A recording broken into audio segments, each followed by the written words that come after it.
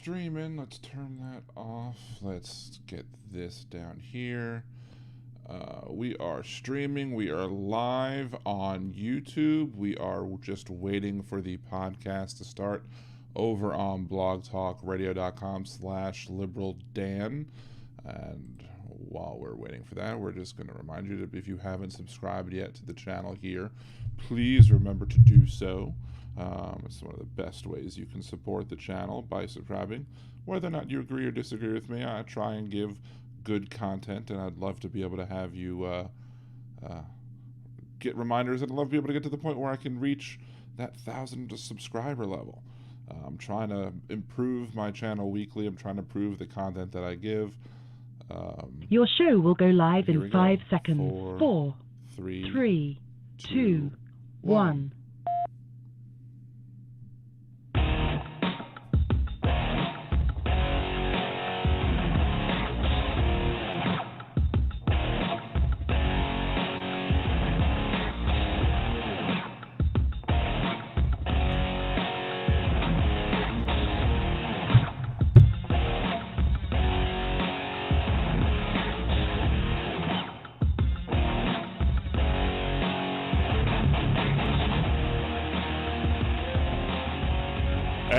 Welcome back to Liberal Dan Radio, Talk from the Left, that's right. This is your host, Dan Zimmerman, coming at you from New Orleans, Louisiana.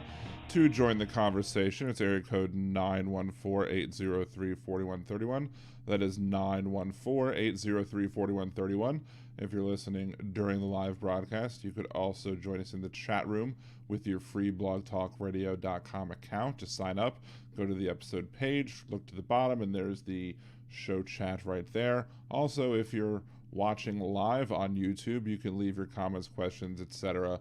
over on the chat in YouTube. And if you're watching on YouTube, please remember to subscribe on YouTube as well, be it before or after. And if you're listening after the live broadcast, you can always leave your comments on the YouTube channel thread or on the show thread at liberaldan.com, facebook.com/liberaldan, or at liberaldanradio on Twitter. We got a bunch of stuff to talk about this week. Last week we managed to have, after the show, we got a lot of traction talking to individuals about the whole issues with Kyle Rittenhouse, and we're going to talk about that in a little bit. So if you're tuning in right now to talk about the Kyle Rittenhouse thing, we will get there in a second. I do want to talk about some other issues as well.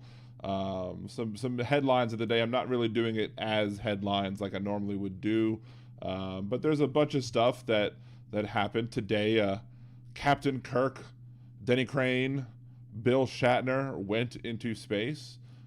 Captain Kirk has now went into space, and you may have a lot of opinions, positive or negative, about Captain Kirk, based off of what he's done when it comes to his coworkers or his statements that he's made that have been insensitive. But it's just kind of interesting and neat to see that we're getting into space. Just would like to see more stuff happening on Earth too. Not Earth 2 like the other Earth, but on Earth as well. Got Herschel Walker, who canceled a fundraiser with a supporter who used one of those needle swastika images at Bettina VTX or whatever on Twitter, uses one of those four syringe swastikas, and they were trying to, I guess, get Herschel Walker to defeat the incumbent in the next upcoming election in the Georgia Senate race, since I believe it's Raphael Warnock who is up for re-election quickly after the special election that he won back in 2020. I guess if you're going to get that high up in politics, one would think that you would get a little more careful about who you incorporate, who you invite in, who you help do your work, especially just checking their social media presence and see what it is exactly they're doing. Maybe he got one too many concussions on the field. I don't know. But clearly there's a problemo with whoever's vetting who his campaign is working with, and it can't look good for him. Of course, there are people who are like, I don't care about those things. As long as he defeats the Democrat, I'm fine with him hooking up with whoever he wants to hook up with, be it people with swastikas or people with Klan hoods or whatever. So yeah, they don't care. They don't care at all. But I did want to bring that up on the show today. What else? Oh, you got stealthing. If you're not aware what stealthing is, and if you have a kid in the room, I don't know, maybe I'll try and keep this as PG as possible, but stealthing would be the idea of wearing protection or letting the partner know that, you know, you are going to be wearing some sort of protection during intercourse, but then removing it, you know, before or during intercourse so that you don't, in fact, use the condom. Stealthing is now illegal in California. It is now considered a sexual assault. You cannot do that and not get punished in the state of California. Why this is not illegal all over the place is beyond me. Like, you know, if I'm very sex positive, do whatever it is that you want to do when it comes to sex. Make sure that, but make sure you get consent for everything that you want to do. If you don't get consent for everything that you want to do, then, you know, you might be raping somebody. Because if without consent, what do you have? And consent is no longer, it's no longer good enough, and it's good that it's no longer, I was taught the standard no means no. But, you know, some people are incapable of saying no, or some people feel that if they say no because of the power being exerted over them, then they're going to either get harmed or hurt or whatever. So a begrudging yes is still not a yes. And if you don't understand that, then you need to have some conversations and maybe some personal reflection and understand that, like if somebody holds a gun to your head and says, give me your money, you then can't say, oh, well, they just gave me their money. No, they handed over the money because you had a gun to their head. They were scared. So if somebody is scared to say no to you, then that is not a yes, clearly. Hey, Sadie Sins, good to see you. So yes, stealthing. California has gotten rid of stealthing, or at least criminalized it, which is a good thing. In music news, Smash Mouth lead singer Steve Harwell, who sang I'm a Believer and All Star, has retired following a chaotic performance where he appeared to do the Nazi salute. And apparently he's an anti-vaxxer as well. I don't know why he would get up there and do that salute in front of a live crowd where cameras could happen or whatever. I guess nobody really did tell him that the world was going to roll him. I guess he isn't the sharpest tool in the shed. And he was looking even dumber than someone with a finger on and his thumb in the shape of an L on his forehead. And I guess the years went by, I guess his head went dumb. Patrick's Time says, let's talk about Timothy George Simpkins.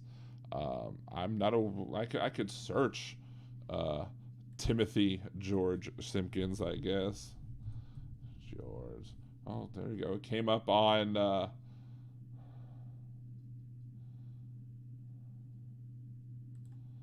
Timothy George Simpkins. Is this the one from Dallas? Maybe I discussed Mr. Simpkins, I think, was it 2 weeks ago? Maybe it was last week that I did it. He was the individual we could talk about, Patrick's Time, if you want to discuss Simpkins and maybe how it relates to what's going on with Rittenhouse later, I'm happy to do so. We can have that discussion. I don't remember Simpkins' name off the top of my head, which goes to show how new it is, and it's still not a big trial going on. And he could, if convicted, he could face up to 20 years in prison, and it's very well possible that he might get convicted and he might go to jail. Regardless of, we have to look and see what Texas's laws are as it pertains to use of deadly force. If he legitimately felt that he was threatened, does deadly force apply? It may or may not, and we have to look at that, and we can have that conversation.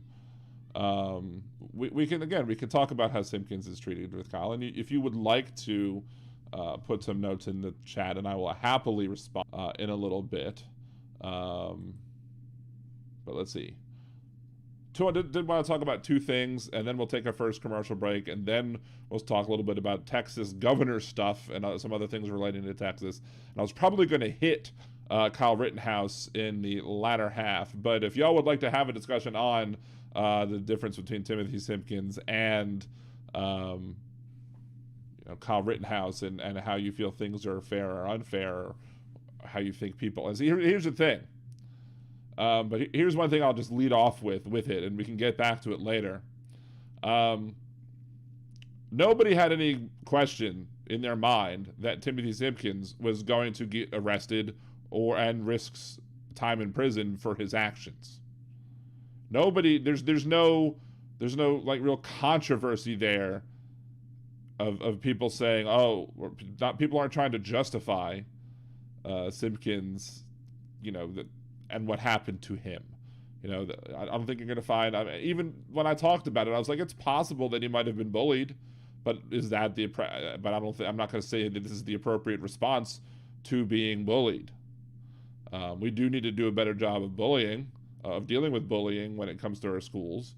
However, that's one of the reasons I think the media isn't treating this the same way as Kyle Rittenhouse, is because with Simpkins, you don't have to worry about if a black person shoots somebody whether or not he's going to go to jail.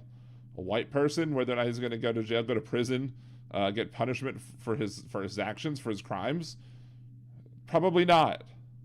But we're going to get back to that in a second. Simpkins was released on bond. I think Rittenhouse was released too. Wasn't there a long time where Rittenhouse was not in jail? Wasn't there a long time where they didn't know where he was? He was out for a while, if I'm recalling that correctly. And again, we're going to get to Rittenhouse in a second. But I do want to talk about one thing, or two things before we hit the first break. First thing being, it was an interesting conversation I was having in a chat group dealing with canvassing rights, and somebody put a sign on their door that says, the charge that I charge, if you want to have a conversation with me about anything, be it political or your religion, or if you're a salesman, I charge $50. So if you want to talk to me, charge $50. Other people will say, just please don't knock a ring on my doorbell. I don't want to be disturbed. And we had somebody in that chat who was basically like, well, I make a living. This is what I do. I canvass. I go door to door. And the law protects my right to go door to door and advocate for the issues that I support. And I have every right to go door to door and canvassing. And I'm like, yeah, the Supreme Court has ruled that municipalities cannot keep people from canvassing between the hours of like 9 a.m. and 9 p.m. So that's fine. You can do it. But that doesn't mean it's okay for you to go ahead and knock on the door of somebody. This individual was a left-wing person. I looked at his profile. He clearly was a left-wing person. So this is an example for all of you conservatives who might be listening tonight. I will criticize people on the left when I disagree with them, and this is a left-wing person. He may have very well have been more to the left than me when it comes to some issues, maybe. But here's the thing. He felt so entitled that he should be able to knock on that door or ring on that doorbell. And if they told him to leave him alone, then he would leave him alone. I'm like, but they're telling you to leave you alone. They're putting a sign on the door saying, don't talk to me. So the fact there is just such this entitlement when it comes to, you have to. And here's the kicker with with what happened with this story. Apparently, this person found somebody with one of these signs like, don't knock on my door, don't ring my doorbell. So they did. And he came down and he was like, I thought I said to have the sign here. And so the guy then followed the canvasser and started letting him know all about his beliefs and views. And I'm like, that's genius. But the guy was complaining. He was like, well, you can't, he shouldn't have come after me. I'm like, why not? If you have the right to go onto his property and tell him what you want to tell him when it comes to canvassing or poll him, he should have the same right to do the same thing to you, as long as you're on public property, as long as you don't invade personal space. So, one other thing before we hit the first commercial break, I do want to talk about something. My wife, but something with insurance and recalls and all this other stuff that takes place when it comes to, if you need a loaner car for whatever reason. Let's say you get in an accident and like somebody crashes into your car, so you get a car to replace while you're waiting on your car to get fixed. If your car is fixable, let's assume that your car is fixable. Or let's say there's a recall on your car. Like my wife has a recall on her Kia Seltos. And her car failed the inspection. She needs to get a new engine installed in the car. So what happens? Well, they didn't just immediately offer us up a car. We had to ask for the loaner. We're like, hey, do we get a loaner? I mean, we're paying a car note on your car. We should not have to go without a car while we're paying a car note on your car. So we finally convinced them, and they said, okay, well, I'll go ask permission. Like, you should have asked permission already. We get to the Enterprise Rent-A-Car, who was ready to give her a compact car or whatever. I'm like, first of all, I have to be a passenger in this vehicle. My fat ass is not going to be fitting in a compact car. 2, we have an SUV. The Kia Seltos is a smaller mid-size SUV, but it's an SUV. You should be covering the cost of an SUV. You should be giving us the same car that we're paying money on our financing to pay for. It's ridiculous that we have to. So it just goes to show. It's one of the many reasons why just people have so many problems with the insurance companies, is because they want to nickel and dime you, and they want to, I don't know if insurance is covering this particular rental or not, because it is something that's coming from the recall. It's probably coming out of their business insurance. Who knows? But it just goes to show how terrible these people can be when it comes to them, wanting to take care of their customers in a good way. Anyway, let's go ahead and take the first commercial break. Come back, take your calls as well. 914-803-4131 is 914-803-4131. This is Liberal Dan Radio. Talk from the left. That's right.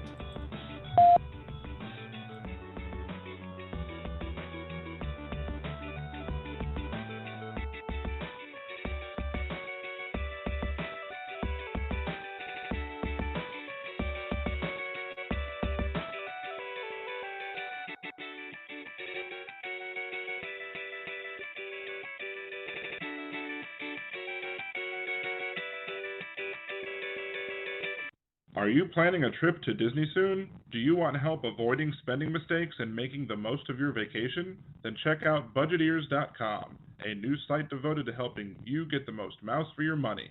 What kinds of tickets should you get? Is the dining plan a good deal for you? Should you stay on grounds or not? Should you buy park hoppers?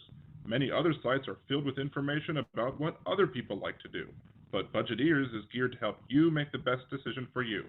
So check out budgeteers.com or go to youtube.com/budgeteers and help make your trip the best it can be. Budgeteers.com is not a travel agency, and it is not affiliated with the Disney Corporation or any of its holdings. In a world gone mad, one progressive will do a bad movie trailer guy impression to get you to listen to his show. There's only one thing that I like better than the Liberal Dan Radio Minicast.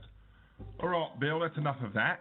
On the Liberal Dan Radio Minicast, you will hear an honest discussion of the day's issues, with some personal bits in between. You might even hear what the other side has to say, sometimes even in their own voices. So become one of the Liberal Dan family, because family means no one gets left behind or forgotten. To hear those bad impressions and more, tune into the Liberal Dan Radio Minicast. Talk from the left, that's right. And I think to myself, what a wonderful show. Yeah. If you enjoy Liberal Dan Radio, there's many ways that you can support the show.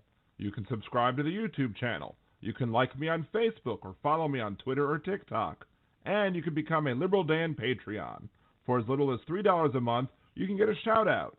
Higher levels get the opportunity to vote on what I do next on the podcast, the Minicast, or on YouTube. You can even buy commercial advertising or sponsor bits. So go to patreon.liberaldan.com and support the show today.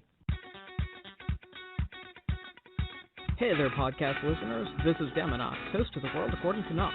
It's time for Season 2, where I take you on another trip through my world. The world of movies, video games, pop culture, and more. Relate them to the world around you.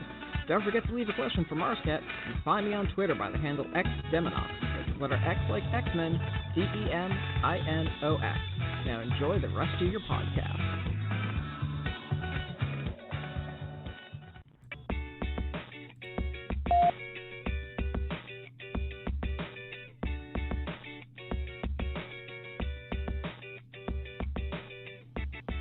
And welcome back to Liberal Dan Radio, Talk from the Left. That's right, this is your host, Dan Zimmerman, coming at you from New Orleans, Louisiana. To join the conversation, it's 914-803-4131. That is 914-803-4131. I do want to ask Deminox, our first Liberal Dan Radio Patreon, our patron, or however you want to call it. Now that you're hearing it live, is the microphone even better than it was from playback, or is it just still the same? Or is it still the same, but still better? So, anyway, do want to give shouts out to him, the first Liberal Dan Radio patron. Want to also give shouts out to Cesar and your boy Chris. And, of course, to the host of the most, Nimbus Yosh, my little brother, with the smooth sounds of the Percy podcast. Hopefully we will get many more Percy podcasts coming soon, as well as The World According to Knox. 2 high-quality podcasts, and hopefully there was one conversation. I need to go back into our chat because there was one thing that I was like, I want to talk about this, but I want to get other people's opinions first, and now I've forgotten what it is, but it's way up there, I think, in our chat, and it's something that I think we should form Voltron over and discuss. So we're going to have to get that together one of these days and either do a live Voltron here on YouTube and Blog Talk Radio, or maybe do a Voltron where we can do the pre-recorded stuff and have the conversation on Anchor, the other one as well. So we will see. So let's see. Oh, wait. It's been such a long time since I've had this bit. Usually after we come out of the bit, we do this bit. Oh, where is... Is this it? This is it.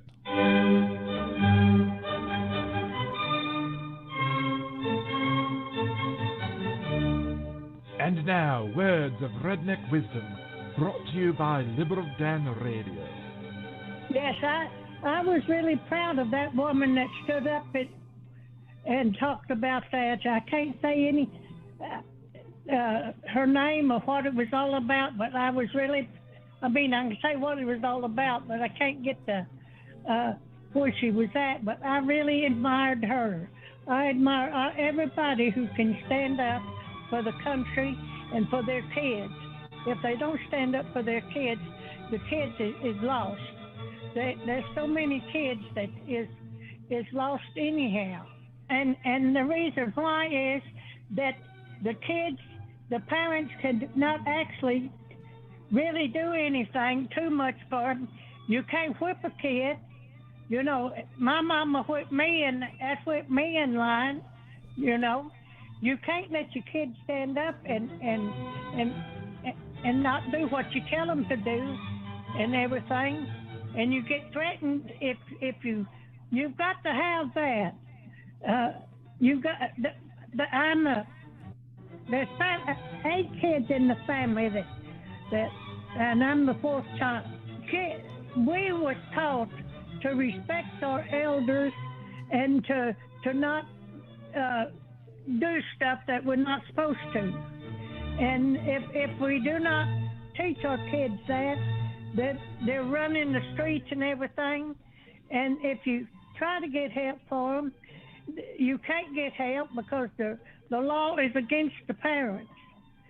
You know, you can't really do too much because the law's going to come in and get you. And this concludes Words of Redneck Wisdom, brought to you by Liberal Dan Radio. Talk from the left, that's right.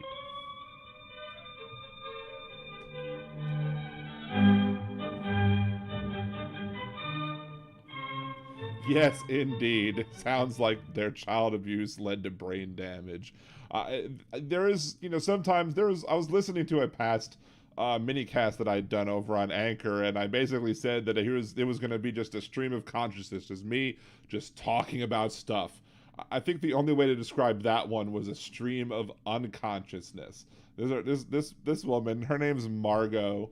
She often calls into Jeff Carrera's radio program in the mornings on WGSO over here in New Orleans, even though she's from Texas. But she calls in from Texas to Jeff's show, and it's around 8:30, between 8:15 and 8:30 every day that he gets to her, and it's that every time, and that's probably the worst of it. But what's funny is that I would love to make it a drinking game, except for the fact that usually when I'm listening to Jeff at that time, I'm driving in the car, and you don't want to make a drinking game while you're driving. But she has more often than not cursed, like full on S word, F bomb, whatever, just cursed right over the air. And every time she does it, Jeff's just like, because he has to deal with the FCC. I could drop an S, I could say it whatever I wanted to if I wanted to. I mean, I don't feel the need to be over the top with it or have to say it just because I can, but it's just so funny. But the other day she actually gave some comment where she was like, well, back when I was younger, I supported that women should be able to have an abortion because if a woman got pregnant, she was treated badly, so that's why she should be able to get an abortion. But now women aren't treated badly when they get pregnant, so she shouldn't be able to get an abortion. And I'm like, what? But it wasn't a long enough clip to make a good words of redneck wisdom, so that's why I chose this one instead. I really don't get the whole "Let's Go Brandon" thing. I think it's a whole, supposedly it's opposed of "F you Biden" or whatever.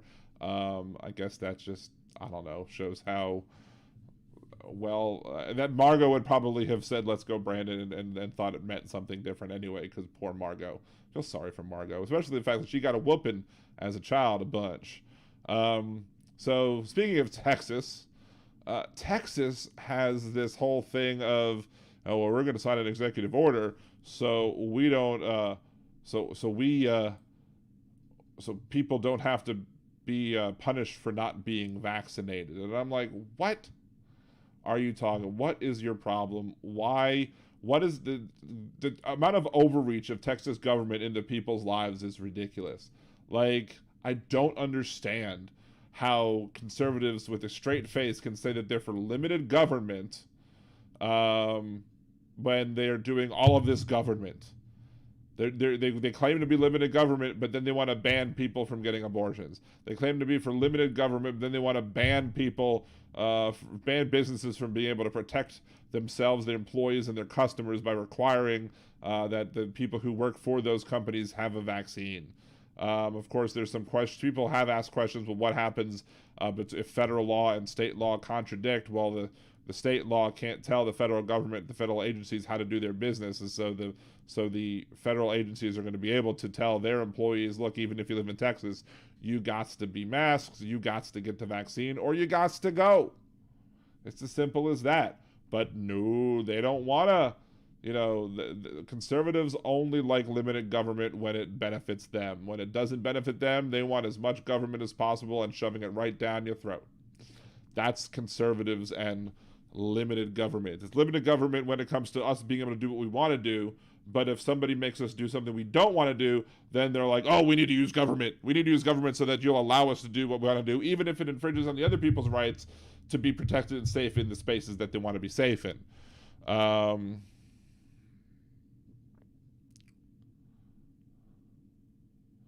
Let's see. So they're kind of talking about stuff.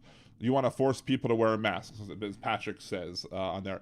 Do I want to force people to? If I have a business, I should be able to force people to come in and wear a mask. And people who come into my business should respect, either can say, no, I'm not going to come into your business, or they should be able to say, okay, I'm going to come into your business and I'm going to mask properly because those are the rules in your establishment.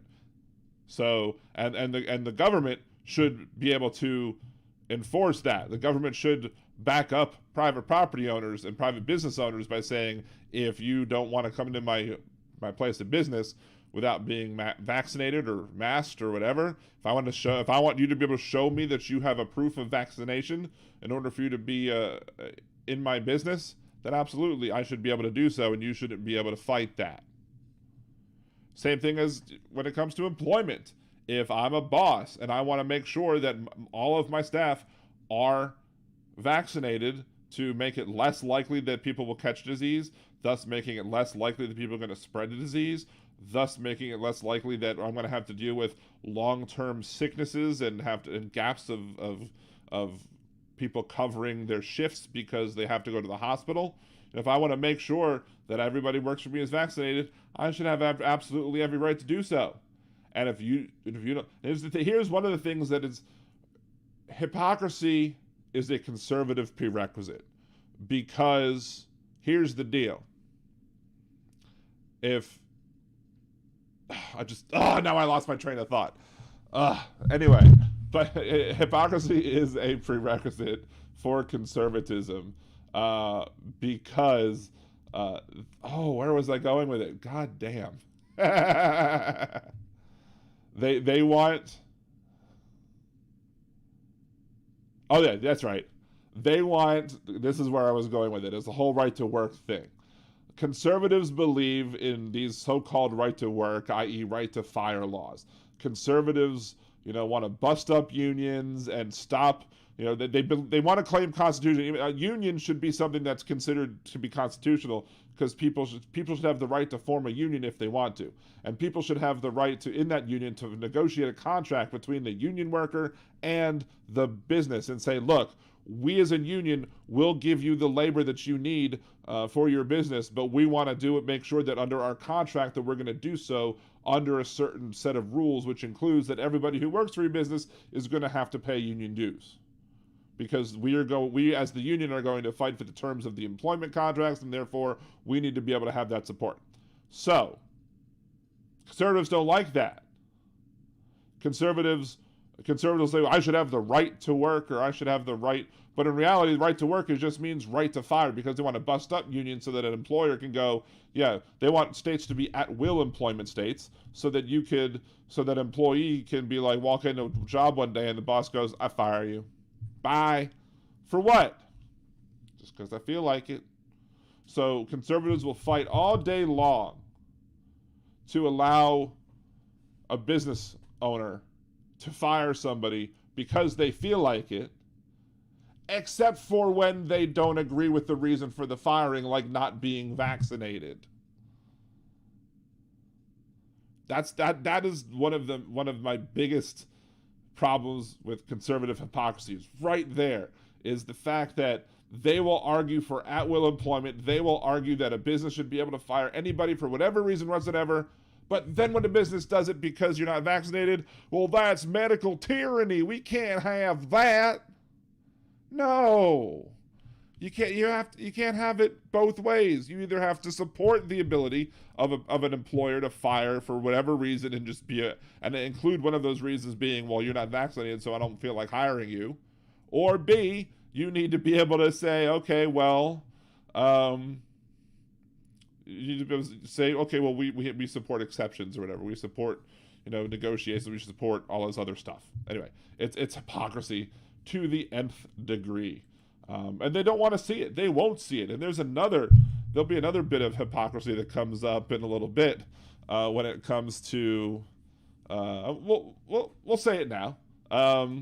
When it comes to being a textualist, and I think I included this on my video that I last posted earlier in the week, maybe Sunday night, Monday morning, whatever. There are people who are conservatives who will, especially like your higher ups, like your Ted Cruz's, the people who are interviewing all of the nominees to be the Supreme Court, and they want textualists. They want people to go only by the letter of the law, as written, no intent whatsoever. So these textualists will say, okay, these are the specific words. You cannot take any intent into account whatsoever. You could only look at the words, and that's it, which I say is BS. You have to look at the intent of the law, but I say it's BS. But it's BS too because they don't believe that. Because as soon as you talk about the Constitution and what the Constitution means, they'll be like, well, if you look at the Federalist Papers, if you look at the what now? The Federalist Papers? What are the Federalist Papers if not the intent of the writers of the Constitution? The Federalist Papers are clearly documents telling us how we should interpret the rules as written in the Constitution.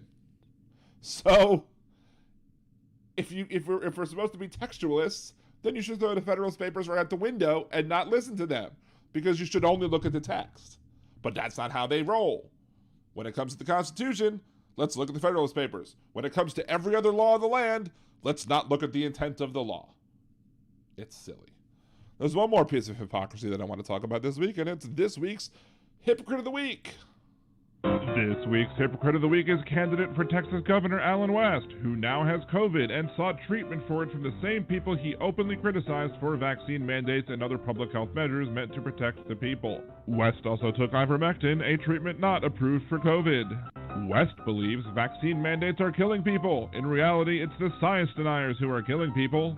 To see who next week's Hypocrite of the Week will be, tune in to Liberal Dan Radio. Talk when I laugh, that's right. Wednesdays at 8 p.m. Central on blogtalkradio.com/liberaldan. And if you want to get early access to every week's Hypocrite of the Weeks, when I do them earlier than 5 minutes before the show starts, you can become a Liberal Dan Radio Patreon, and you will see those as soon as I make it. I will post it right to the Patreon, so you'll get early access to Hypocrite of the Week and perhaps other bits as well. One of the benefits of being a Liberal Dan Radio Patreon. So join. Go to patreon.liberaldan.com and support the show today. Let's see. Boom. Where was something? Patrick, it's COVID related here. Are you against black Americans, the largest unjabbed population? Sounds like you want segregation. No. First and foremost, the difference between, if you look at all the adults, take the adults of, white Americans, black Americans, and I think Hispanic Latinx Americans. The most recent data that I've looked at show that there is no significant difference between the vaccination rates of black adults, white adults, and Hispanic adults. It's very slim. It's like 70 to 71%. Like maybe white Americans are 70%, white Americans are 71%, black Americans are 70%. I believe that's correct. Let me see if I can look that up real quick just to make sure. Those vaccination rates by race.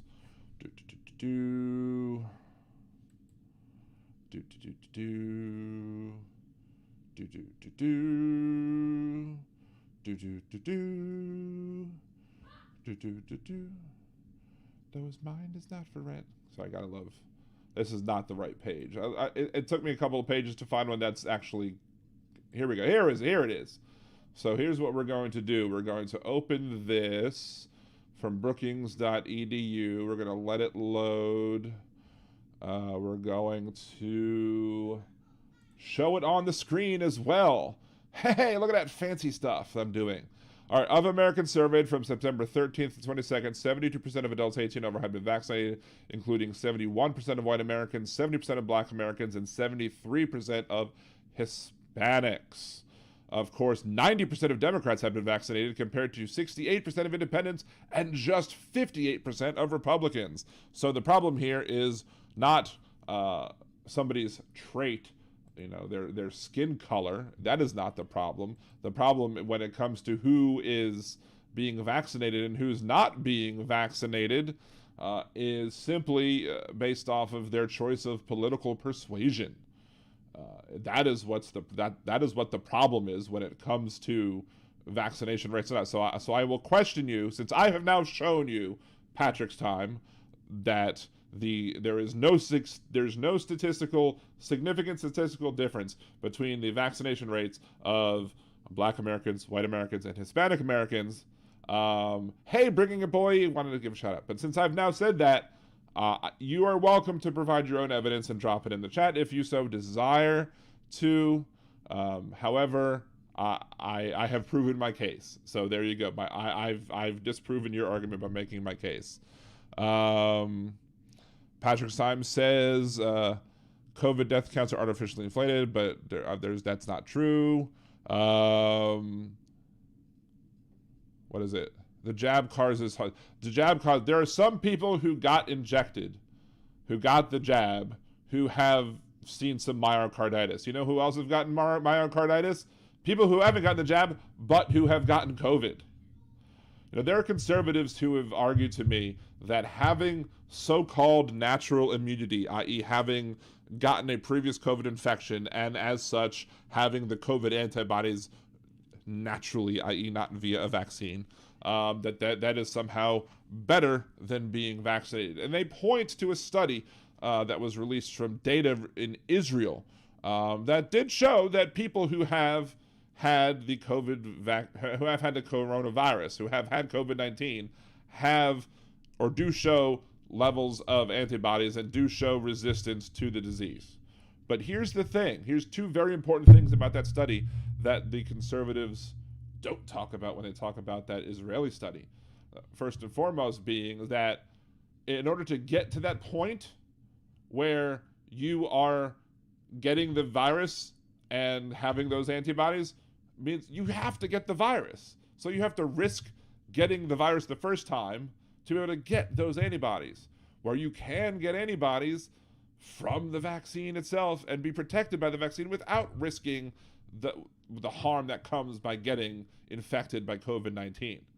Furthermore, the same study that showed that being naturally immune, immune, quote unquote, being naturally immune is better than having the vaccine. Well, guess what?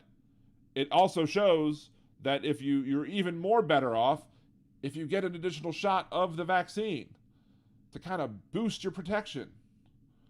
So it is, if you're not vaccinated, it is always more beneficial to you to get vaccinated. End of story. Unless, and this is if you can choose to get it. I also, and a big caveat is if your specific doctor in your specific situation says that you specifically should not take the vaccine, then don't take the vaccine. And I'm not going to judge you for not taking the vaccine because you'll be listening to your doctor's opinion. However, the people who are in that position that can't get vaccinated rely on everybody else for their protection to create the herd immunity. And so far, we have so many people in this country who are refusing to do what they need to do, like we did with polio, like we did with the measles, like we did with many other communicable diseases that we've stopped with giving people jabs and arms. But guess what? They won't do it for this, because for some reason, we've lost the idea in this country that we should do things to benefit other people and not just benefit ourselves. Let's see. Patrick Symes says survival rate of COVID-19 is better than 99.95%. That is incorrect. That is probably using deaths over the total population of the United States. That is likely not using deaths over cases, which is how you determine how deadly a virus is. Furthermore, just because a virus didn't kill you, it doesn't mean it didn't harm you. This information is a little bit older than the other information that I looked at, but I've looked it up before. And of the, you might get 2% of the people 2 to 3% of people dying from COVID-19. This is before the Delta variant came out.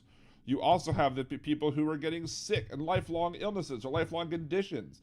Upwards of 10% of people who get COVID-19 are going to have lifelong conditions. Issues like myocarditis, lung scarring. There was a guy who lost both hands and both feet. They were amputated. Why were they amputated? Because he got COVID-19. Now, he survived, but him surviving doesn't mean that he wasn't harmed by COVID-19. So we need to do things as a society to help everyone else around us, to keep the virus from spreading, to give the virus less opportunities to mutate, to give the virus less opportunities to spread. And the only way we do that is by following the science. But for some reason, people just don't want to follow the science. And you have other people who are greedy, who know that you have these, people who are going to be easily manipulated by bad data, and will be like, oh no, you can take ivermectin for it. Go take ivermectin for it. But then, they can't find a doctor worth his salt to give ivermectin because there's no evidence that ivermectin does anything for people with COVID-19. So then, because they can't get a doctor to prescribe it for them, they'll go down to the local weed and feed or some other animal supply store and get themselves some ivermectin that's marked for horses or sheep, ironically, and they'll take that, and then they'll end up getting sick. Why? Because they took sheep medicine and horse medicine. Patrick Simon, October 2020 FOIA request to ONS revealed less than 10% of the official COVID death count as that time had been COVID as the sole cause of death. Okay, so if, let's say I have a well-managed condition and I expect to live 30 to 40 more years on my life with my well-managed condition, but me catching COVID makes that well-managed condition no longer as well-managed, and I die because COVID made my current situation worse. Did I just die of COVID? No, I died of several things, but it's COVID that lit the spark, right? So that's one of the things that gets ignored with that figure. And like, again, most people, I think Demonox might have pointed it out a little earlier on the thing, but like, you don't die of HIV. You die of some other sickness that happens because HIV killed your immune system. You die of something else typically. You're not dying of HIV. It's just making you get either AIDS or making you die of pneumonia. A lot of people will die of pneumonia who have HIV. Doesn't mean that HIV is not deadly because you're dying of other sicknesses. COVID doesn't become less deadly because you haven't died from COVID, but you died because COVID made you more susceptible to something else. So the idea that we should now not take COVID as seriously because only 10% is the only reason of death is absurd. Let's see. Let's go ahead and take the next commercial break. I haven't edited this one since June. I really need to talk to Amber Rose Petrovich to see what's going on with her, to see if she wants to update this anytime soon. Until then, we're going to get the old June 30th advice of to which stock company you should use. But after the break, we will talk about the Kyle Rittenhouse case. Respond to your messages in chat as well. 914-803-4131. That is 914-803-4131. This is Liberal Dan Radio. Talk from the left, that's right.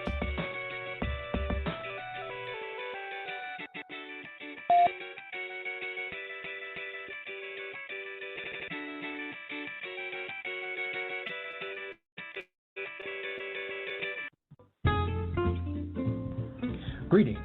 This is Nemes Yosh, host of the Percy Podcast. What is the Percy Podcast?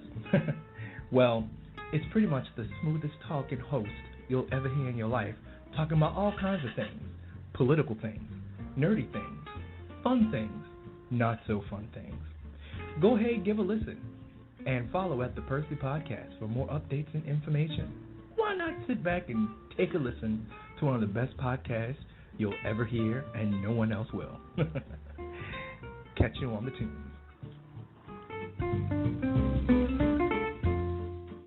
Do you want to set money aside for a rainy day? Do you want to open an account that will give you a savings bonus each month? What if I told you that you can get both and have a chance to win $10 million? YADA is an FDIC-insured bank, and when you go to yada.liberaldan.com, open an account, and make your first deposit, you will get 100 entries into the next weekly drawing. You will also get entries each week you have a balance. So go to yada.liberaldan.com. That's YOTTA.liberaldan.com. This is Amber Petrovich, aka Just Capital, talking investing and finance in the Just Capital Minute. FINRA fined the brokerage Robinhood a record $70 million for, among other things, lapses in customer service. This brings up an important issue. Which brokerage should you use and how do you choose one? There are several things to think about when you're choosing or switching to a brokerage. The first one is fractional share trading. Some brokerages that offer fractional or partial shares are Schwab, Robinhood, Fidelity, and Interactive Brokers. The second thing to consider is what the brokerage's interest rate is for trading on margin, i.e. borrowing from your broker. The higher your account balance, the lower interest rate you will typically pay to trade with margin. The average rate is about 5%. The third thing to consider is research. How much market information, including news, technical, and fundamental data, do you want? Do you want interactivity in your charts? Do you want a social experience? Then Webull may be the one for you. This has been the Just Capital Minute. Build wealth and fight the wealth gap.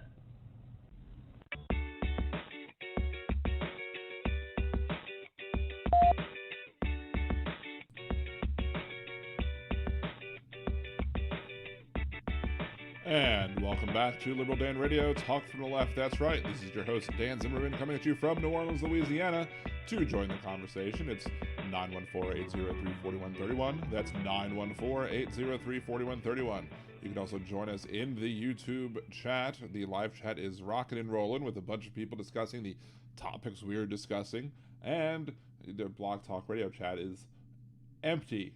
Cricket sounds. Wait, where's my cricket sounds? I do have cricket sounds. Let's see.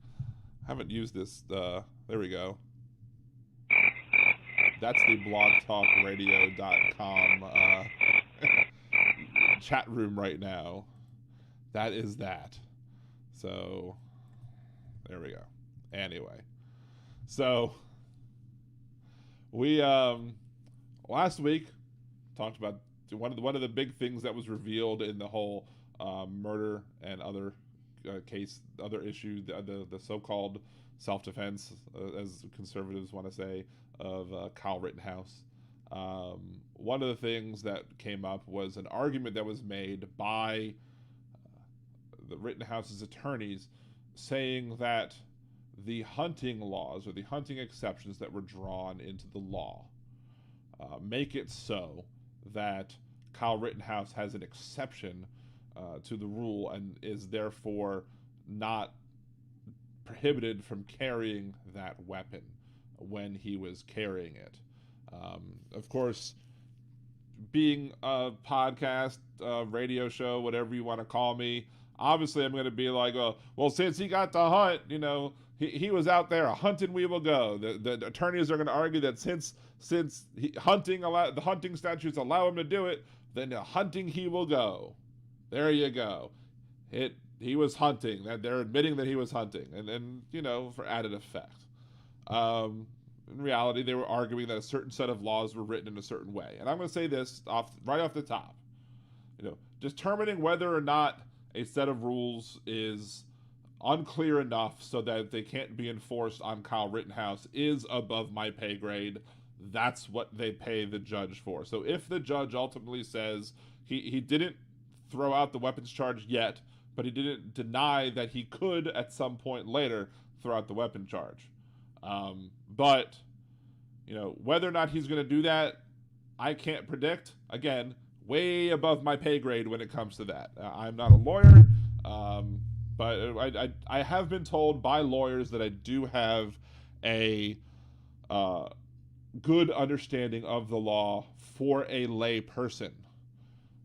However, what I do want to do is go over the arguments that are being made about 948.60 of the Wisconsin Code, the Wisconsin law, talking about possession of a dangerous weapon by person under 18.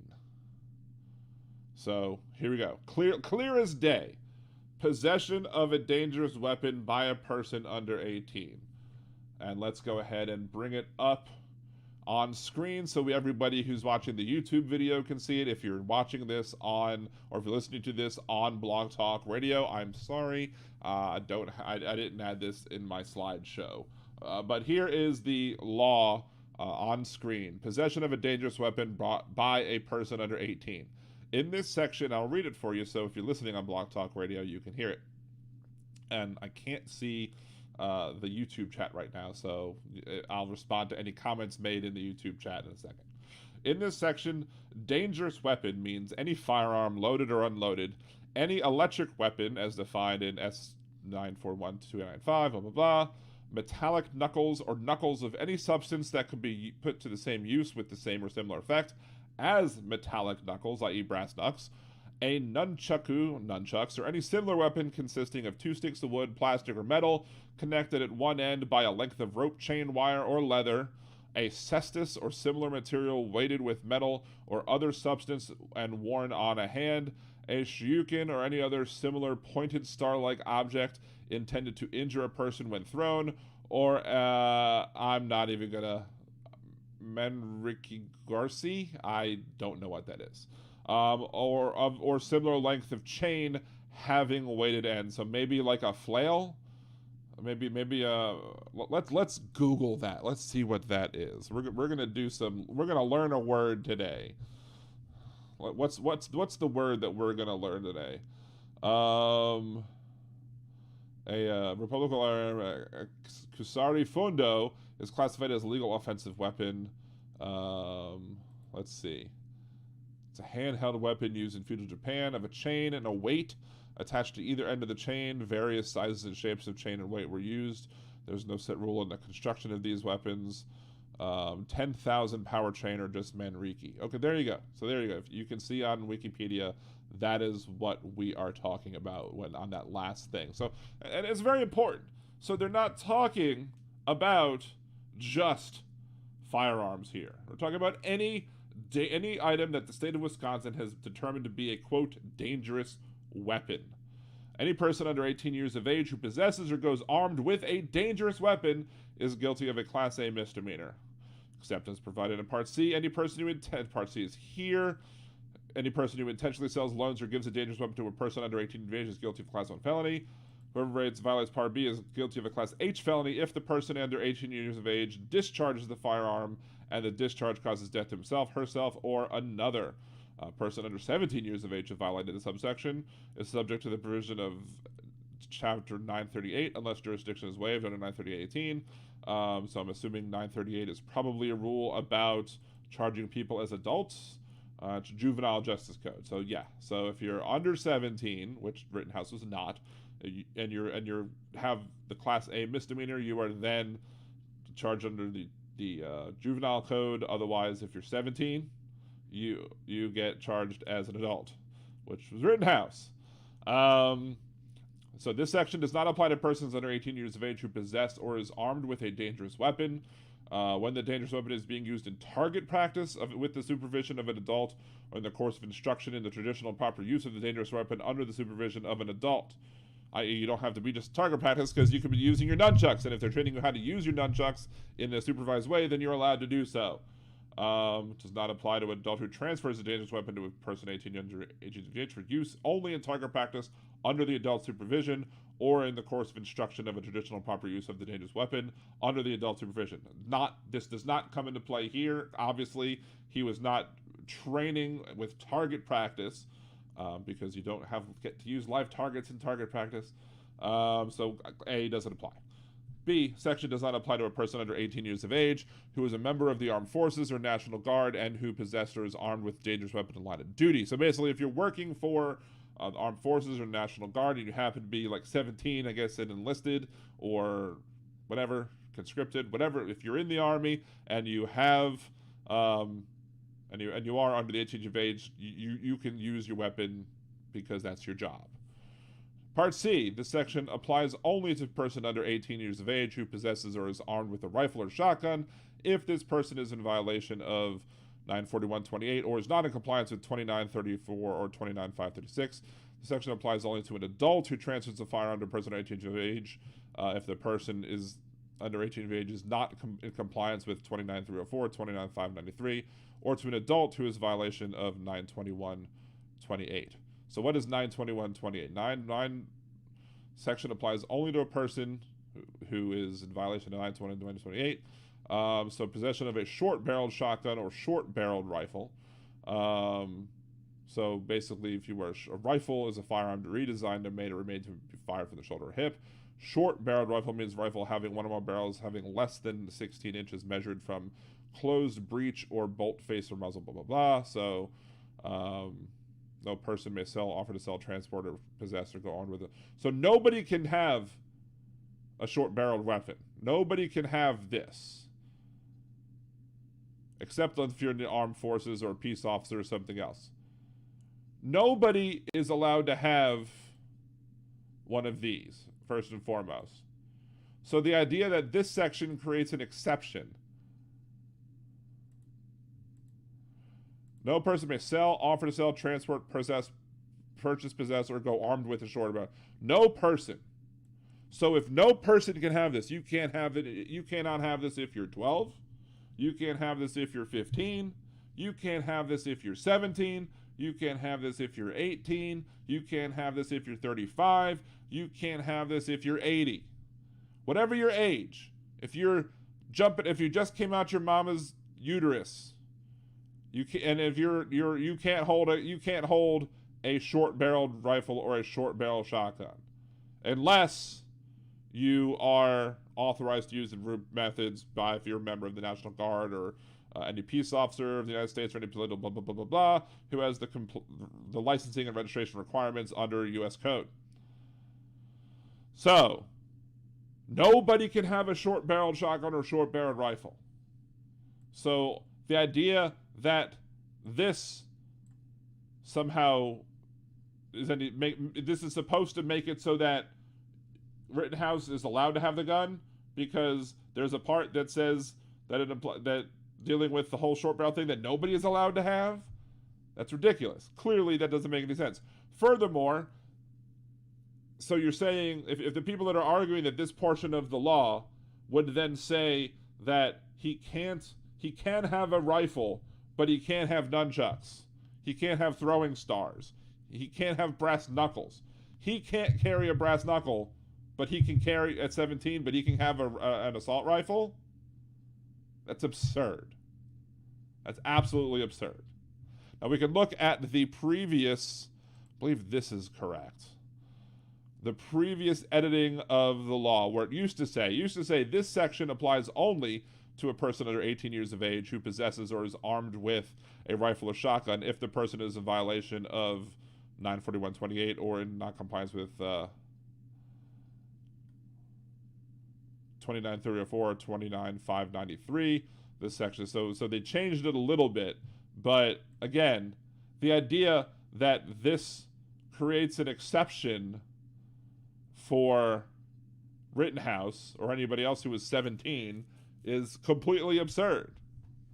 And or is not in compliance with 29304 and 29593. So what do these laws do? 29304, restrictions on hunting and use of firearms by persons under 16 years of age. So then there was arguments made. Now look, people in the conversations that I was having about these laws, they were saying, I don't know why I'm using my hands. You can't see my hands right now because I have this thing on my screen. But people who were arguing was like that it's not just a hunting restriction. It's a hunting restriction and use of firearms by under 16 years of age. So, restrictions on hunting, restrictions on possession of control over fire. No person 12 years of age, older, but under 14 years of age may have in his possession any firearm unless he or she is accompanied by her parent or whatever, blah, blah, blah, is enrolled in a course of instruction in a hunter program, blah, blah, blah, blah, blah. Persons 14 to 16, no person 14 year age but under 16 of age may hunt, or on possession, no person under 14 year age or older but under 16 years of age may have in his or possession the control any firearm unless he or she is accompanied by his or her legal guardian or by a parent or a person of at least 18 years of age who is designated by the parent of guardian. So it has to be a designee of the parent or guardian. No parent or guardian under child of 16 years may authorize or knowingly permit a child to violate this section. Okay, so but here's the deal. Restrictions. So they've argued that and use of firearms by a person under 16 years of age means that it's, that this is a restriction both on hunting and use of firearms by person under 16. So 16 and 17 creates a different, 16 and 17 are a different set of people according to these people making the arguments.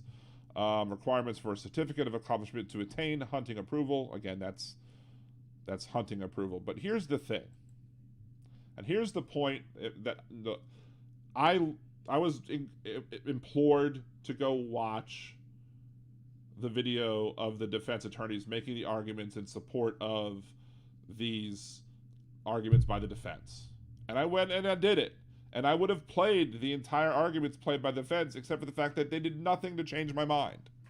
They did absolutely nothing to change my mind. In fact, it solidified in my mind when the prosecution started talking, because the prosecution basically said, if you're going to try and use 29.304 and 29.593 as an excuse as to why Rittenhouse should somehow be allowed to be carrying a weapon, Chapter 29 of the Wisconsin statutes is about wild animals and plants. It's about hunting and fishing and wildlife and plants. It's not about use of guns and any other purpose except for hunting. That's what this section's all about. So no. So watching the arguments made by the prosecution when it comes to these rules that they were trying to make the argument, it didn't do anything for. So if you want to watch them, they're on YouTube. You can find them absolutely, no problem. You can absolutely find these things on YouTube, and you can listen to the arguments made by the defense and see whether or not you agree or disagree with it. But here's the thing. They were not convincing to me. They did not convince me to say, oh, well, clearly Rittenhouse can have that gun now, because Rittenhouse should be able to have that gun, because why wouldn't he? Because he's 17 and, the law carves out things. That's the argument that want you to make.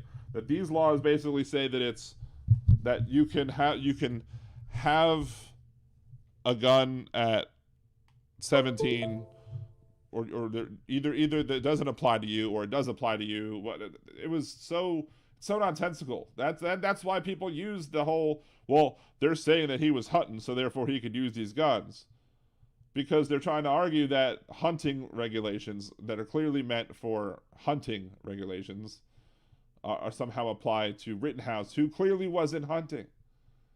I mean, maybe you could argue he was hunting people, but that's not. But that section doesn't cover the hunting of people. That section covers the hunting of animals and plants. Doesn't cover when you're shooting people. That's a completely different section. So there you go.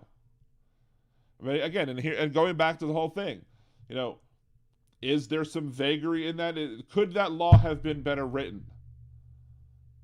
Yes, that law, and he wasn't protecting. And here's the thing, Robert Douglas, he was not protecting. He doesn't hit. What do you believe that he was protecting, Robert? That's what I want you to put in the chat before I continue on my comments. What do you believe Rittenhouse was protecting? Or how was he protecting? I guess I'll put it that way before I go on with that line of thought. But again, we'll go back to the whole hypocrisy of conservatism. Could that law have been written better? Sure. I will concede that the law could have been written better. As a software developer, I look at the ands and the ors and I'm like, but you could have written that better. And the judge says that there's some vagary enough in there that he's going to not outright deny that he could potentially at some point in the future say, all right, we're going to toss this charge because of how the law is written. But he hasn't done it yet, because I'm probably thinking that he probably is thinking, well, clearly they could not have intended to do this with this law. So, but again, you're going to have conservatives that are going to say, thank you, Robert Douglas, bringing a boy. Thank you. We'll get to that in a second. We're going to have conservatives who say, well, if the law says this and the law clearly says that, well, I don't think the law clearly says it, but if they're going to make the argument that the law says this because they're strict textualists, then, then if you're gonna be a textualist when it comes to the laws, you need to be a textualist when it comes to the Constitution. And if you're going to be a textualist when it comes to the Constitution, you have to then not cite the Founding Fathers. Because again, you can't have it both ways.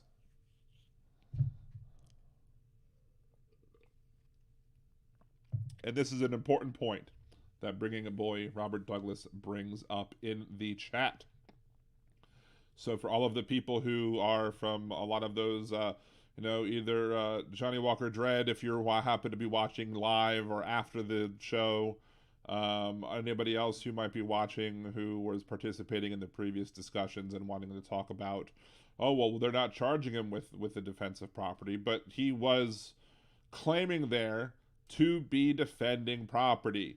Even Bringing a Boy Robert Douglas says his friend had asked him to help protect from the violent protesters. Well, I don't know who his friend was, but under Wisconsin law, and we've talked about this on the podcast before, I've done a video on this before.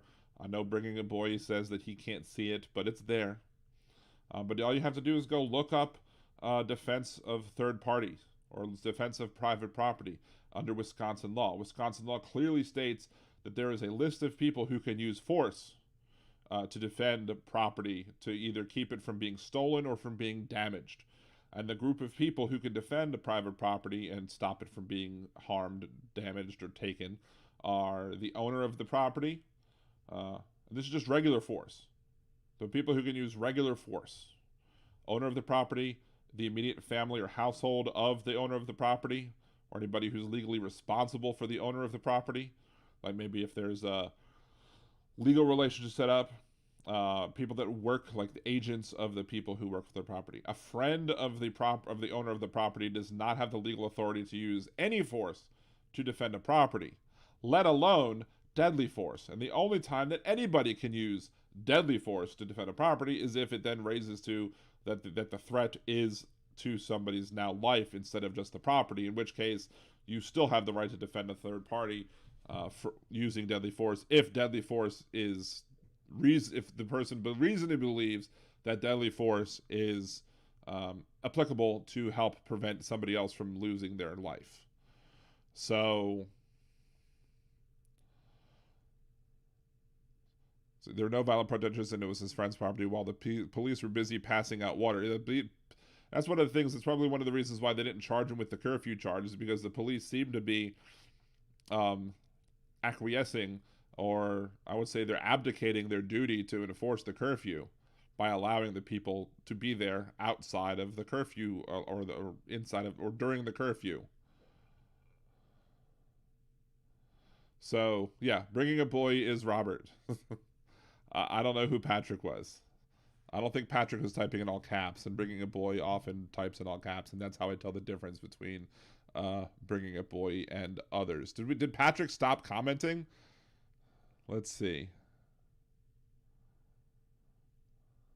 Yeah, it looks like Patrick stopped commenting. Although Patrick stopped commenting when he said, "Don't be fat."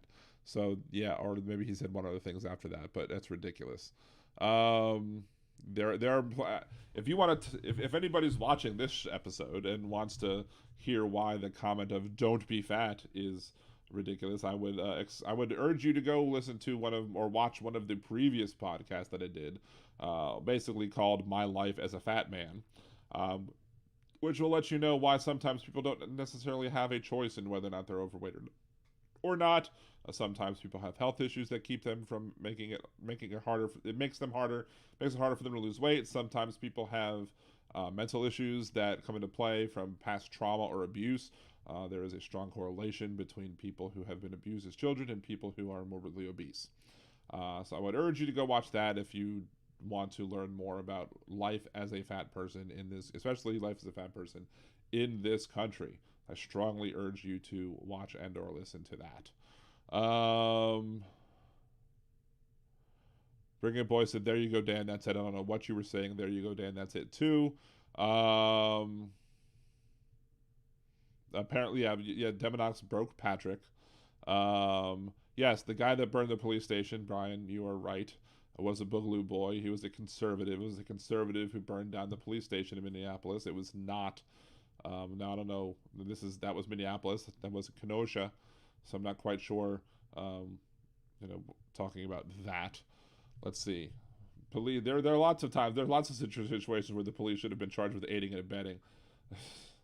But there's some other things. There's another video that I made, and I would urge anybody who wants to listen to more of my arguments.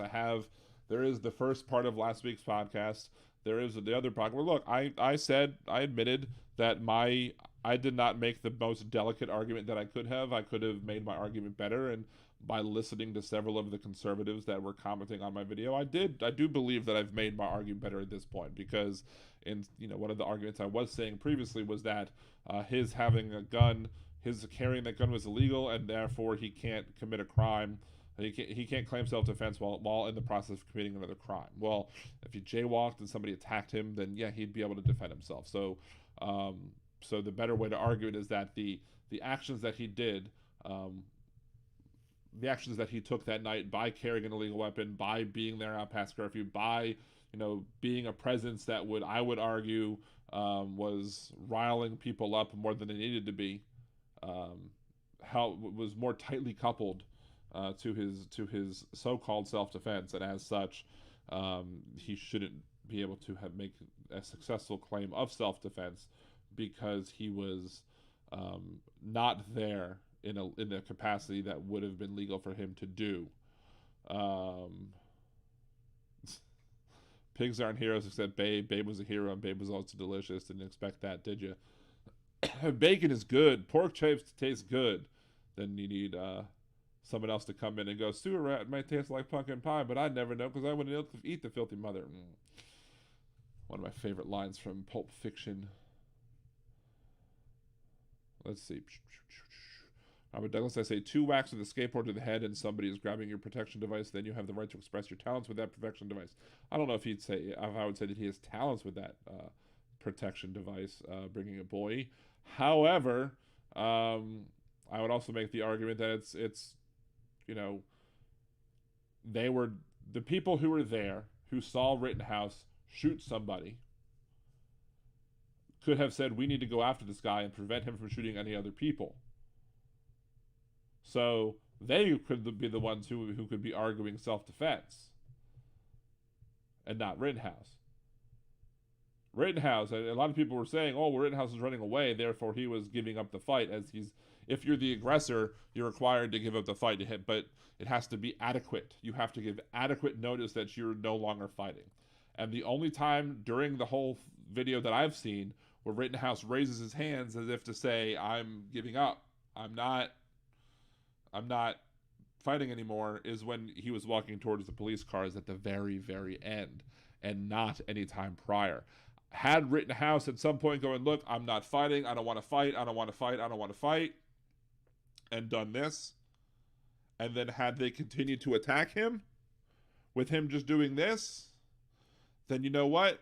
I would then argue that maybe he had the right to defend himself at that point, when whacked in the head with a skateboard. When people were charging at him, when people were, at that point, maybe he did feel like his life could have been threatened. He could have reasonably argued that his life was threatened, and he could have made the argument that he had already given up on being the aggressor and said, look, I want to stop. And then at that point, he would be able to reestablish himself as a receiver, or not football-wise, but, reestablish himself as somebody who could now commit an act of self-defense. But if you don't give yourself up like that, if you don't, as the former aggressor, say, I don't want to fight anymore, then you are not allowing the other people to have a reasonable belief that you are no longer the aggressor, and as such, they have the right to defend third-party people. They have the right to use deadly force against you. Let's see.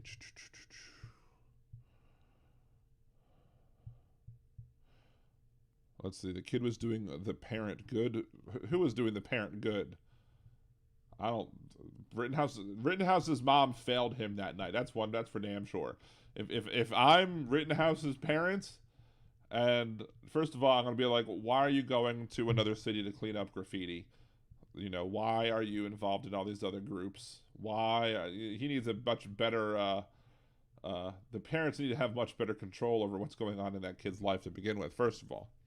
But if I'm his parent, I'm not going to allow him at 17 years old to go into another city where in a state that we don't live, and go stand guard on private businesses, to the point. This is one of the things that, a lot of conservatives' heads are going to explode about this, and I've brought this up before too.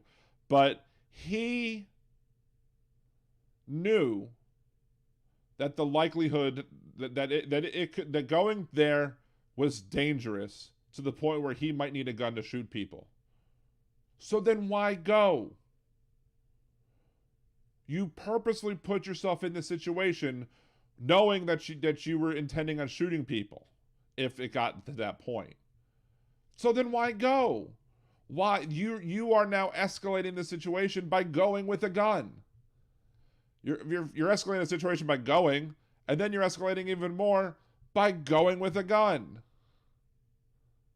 Like, if you I don't understand why people kind of can't see why that's not part of the problem. Let's see. Oh, Johnny Walker Dread is here. Hey, Johnny Walker Dread. It is good to see you. Once again, you fail to understand because Kyle was not hunting. Again, it's not that. I didn't say that the defense is claiming that those substatutes. Maybe you're listening late. I don't know. Maybe you caught in at the end of the stream and maybe you're trying to catch up. I don't know if that's the case. But here's the deal. If you listen to the entirety of what I've said tonight, that the only reason that those would be applicable to Kyle was if hunting took place and he wasn't hunting, so that it shouldn't affect whether or not he's allowed to carry a dangerous weapon, period. Because again, the dangerous weapon clause not only covers guns, but brass knuckles, nunchucks, throwing stars, various other implements of destruction. So that's it. Like, and it's already illegal, regardless of that law. It's already illegal, regardless of that law and what that law says, for anybody, except for law enforcement or the military, to have any short-barreled rifle or shotgun. So it's like, there's no reason to have another law that says you can't have a short-barreled gun or shotgun or rifle when it's already illegal to have a short-barreled gun or rifle. So I would say common sense would dictate that you must mean something else, but common sense isn't that common. But even so he's not out of compliance with those statutes, because those statutes only apply to hunting and fishing and whatever, and under Chapter 29 of the Wisconsin statutes, which Chapter 29 of the Wisconsin statutes deal with, fish, like hunting animals and wildlife and plants. But he still has to deal with the initial part of the law, which we'll bring back up again, because I guess we have to. 948.60. We'll bring it back up.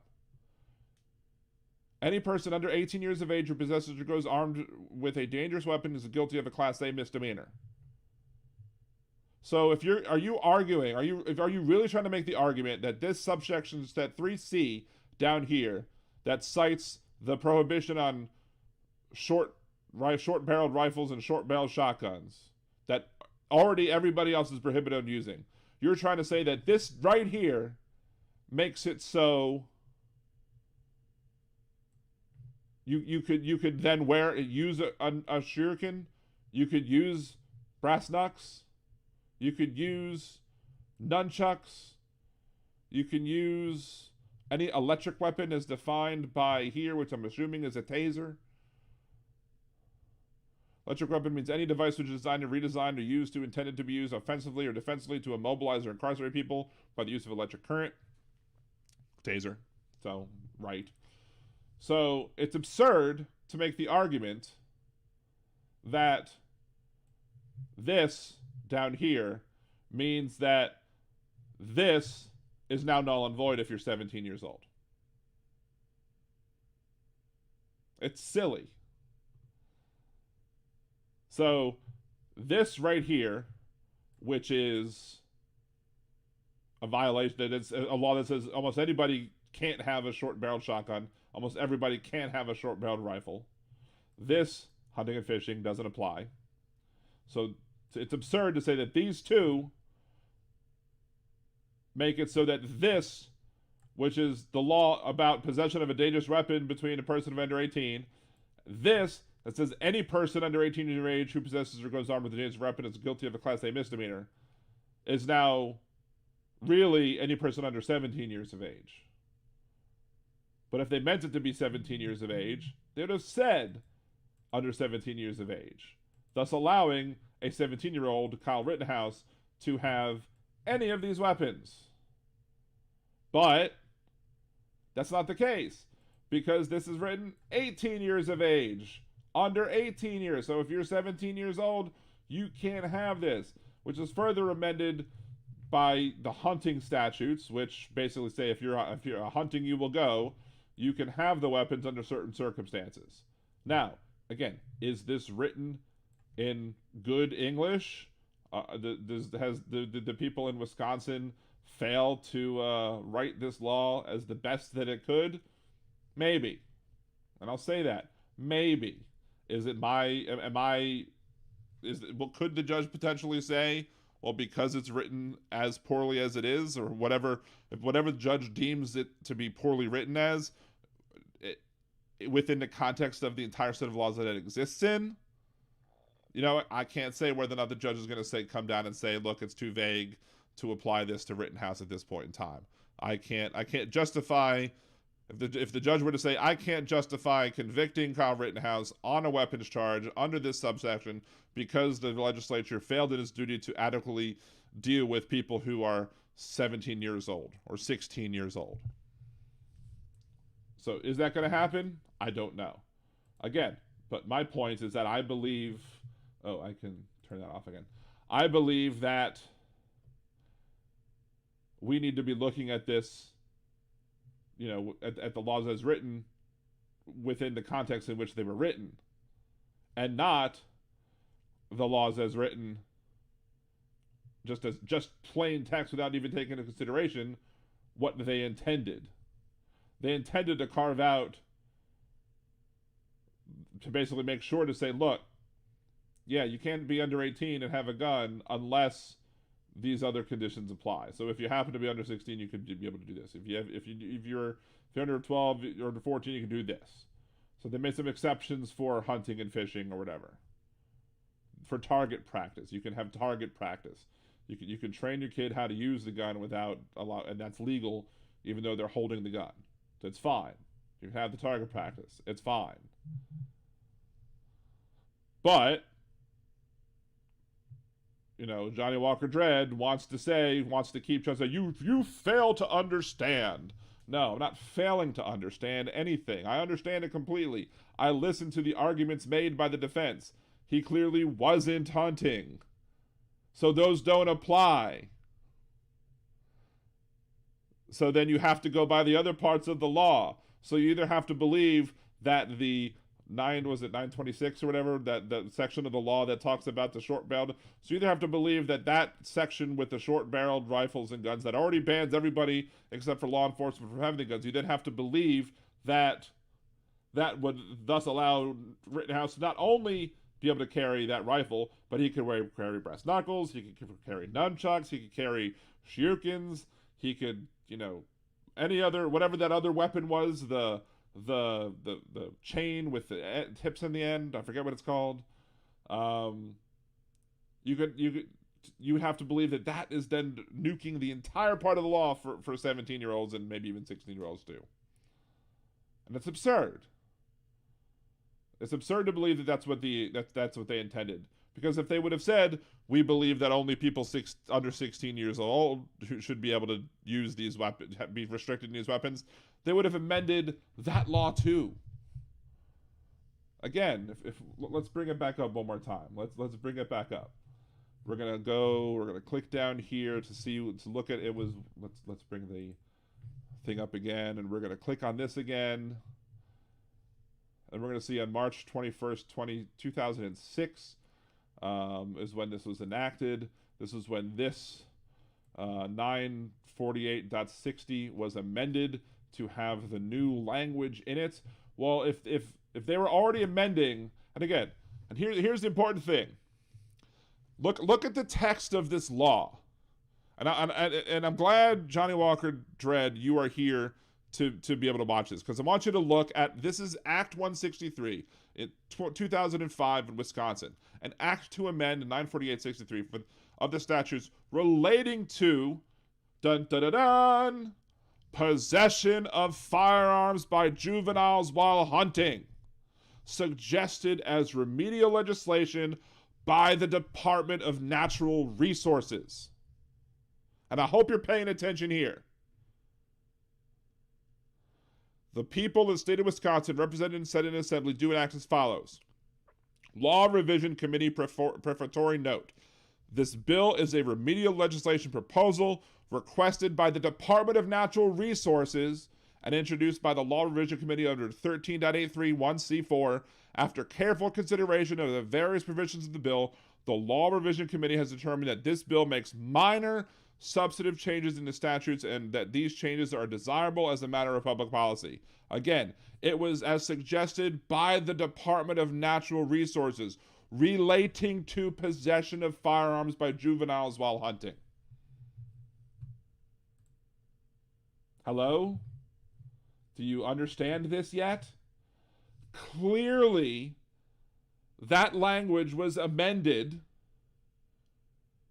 to make it clear, that make the law clearer when it comes to hunting. That section has nothing to do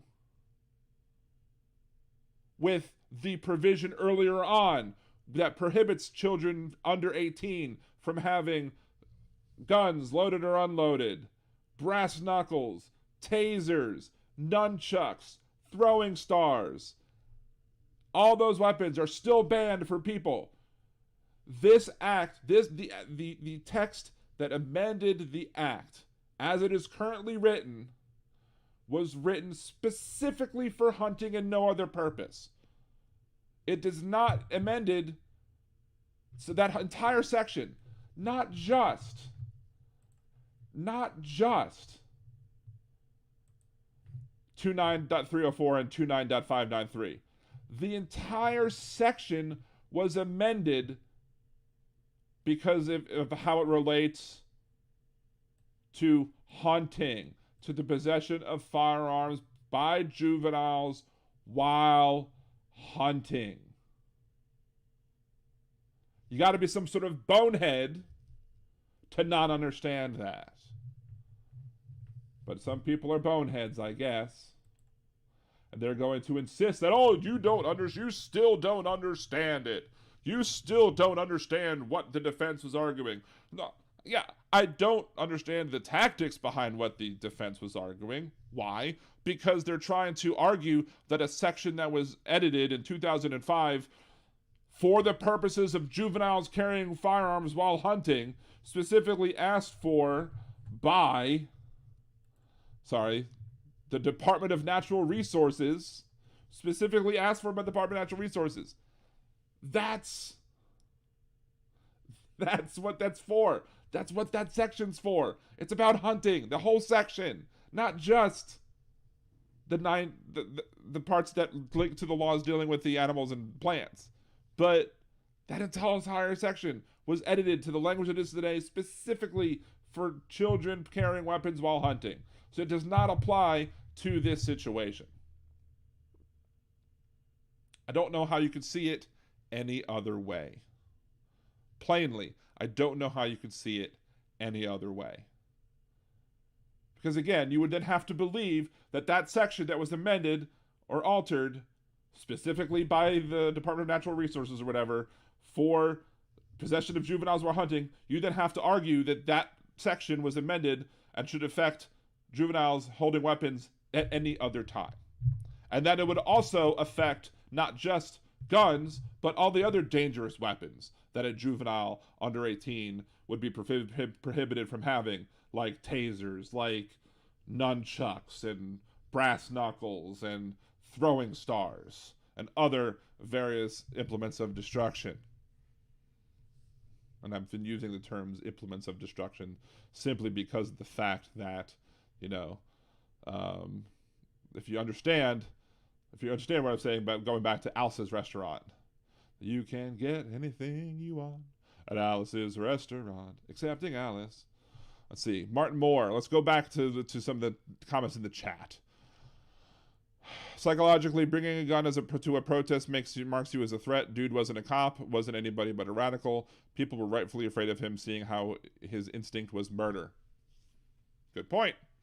And I've made that argument too, that him going to that event, to that place, just escalated things. He, by simply being there with that gun, escalated things. All of them being there escalated things. But I'm sure some of the other people that he was there might have been like, former military, former law enforcement, and maybe they were better trained in dealing with sort of stuff. Maybe that's why they didn't shoot people, but Rittenhouse did. Because he didn't have the proper training to be there to understand when proper force escalation measures. How to escalate force to levels where, what levels of force are okay. When's deadly force okay? He wasn't trained like that. Now, his ignorance of the law doesn't excuse him from violating it. But, again, as I've said before, many people failed him that night. Let's see, adequate notice. Notice, in my view, is referring to reaction time to de-escalate. Joe R. had time to retreat. As the others, they could have retreated like Kyle Rittenhouse. But they don't. Here's the Wisconsin law doesn't require non-aggressors to retreat. You're saying that Joe R. and others should have also retreated. But if they're not the aggressors, they don't have the duty to retreat under Wisconsin law. The only person who has a duty to retreat under Wisconsin law is the person who was the aggressor. If you're the provocateur, if you provoke the fight, you start it, you keep it going. If you then want to claim self-defense at some point, you then have the burden to retreat. And not just retreat, but to give adequate notice that you are disengaging from the fight. Hands up in the air, perhaps. One example of what you could have done. What he did do when he walked towards the cop cars. When he wanted to let the cops know. And here's the thing. Here's that point. He knew that by putting his hands up in the air, that's when he says, I no longer want to consider to be escalated. He knew, because that's what he did instinctively. As soon as he saw those cop cars show up, as soon as he was walking by those cop cars, he put his hands up in the air, was like, I'm not doing anything. I'm not a threat. Please don't consider me a threat. I'm not a threat. He put them hands up in the air because that's how he knew how to communicate that to the police. He could have also communicated that to the other people. Now, maybe he didn't know that in order to establish himself as having a requirement to have self-defense after you just killed somebody and shot him in the head, maybe he didn't know that he would need to give adequate notice to the people around him before he could effectively, under the law, use self-defense again. But again, ignorance of the law is not a justification to violate the law. So, intimidation factor is why he came fully loaded. That just basically is bringing a boy is now just basically saying that he intimidation factor. So you're basically saying Robert Douglas, i.e. bringing a boy, that he was intending to intimidate, which makes him a provocateur. One Wolf 888. When has the legislature ever been able to use common sense? I mean, okay, fine. But again, I've said earlier before, there's no such thing as common sense anymore. It's not common. There's no such thing. It doesn't exist. Protesters choosing to defend themselves by disarming a shooter seems like a problem Kyle Rittenhouse alone created. I agree. He as a kid, he just a kid, he'll get 2 shots off and they counted. I don't know what that means. He had hold on. He had an AR-15, not a shotgun. I know he had an AR-15, not a shotgun. The thing that I'm saying is that the law talks about AR-15s and shotguns that with shorter barrels, and that law prevents everybody from having, except for law enforcement or military, those type of weapons.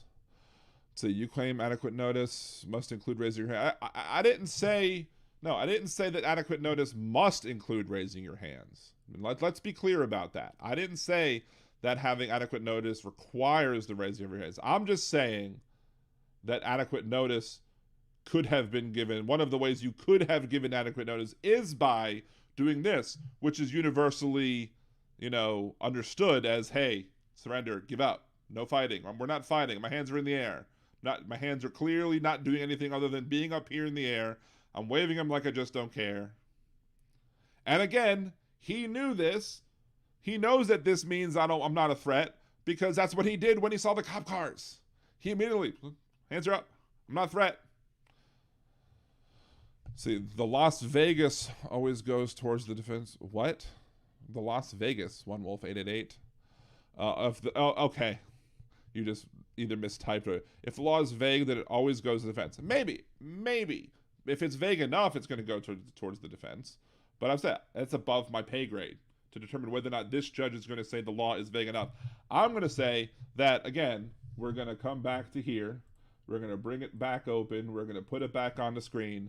That because this clearly states that this is related to possession of firearms by juveniles while hunting, and it does not just amend the parts discussing these 2 parts, but it also amends this by, changing this to this, about the 12 inches of length or longer to just having a violation of this. Because it does this, all part of this Act 163, 2005, Wisconsin, that it's clearly just pertaining to firearms by juveniles while hunting. So if they're not hunting, then that exception doesn't apply to them. That exception doesn't apply to the general prohibition on juveniles under 18 having dangerous weapons.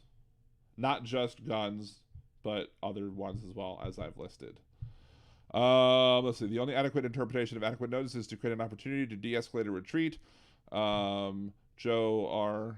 A. Huber and Gage all had opportunity to retreat, but unlike Kyle, chose not to. Again, I'm saying that my argument is that Rittenhouse did not give adequate notice. His repositioning of himself on the map doesn't mean that he gave adequate notice. Just because you're moving into a different location, that could mean you're moving into a different location to get a better shot.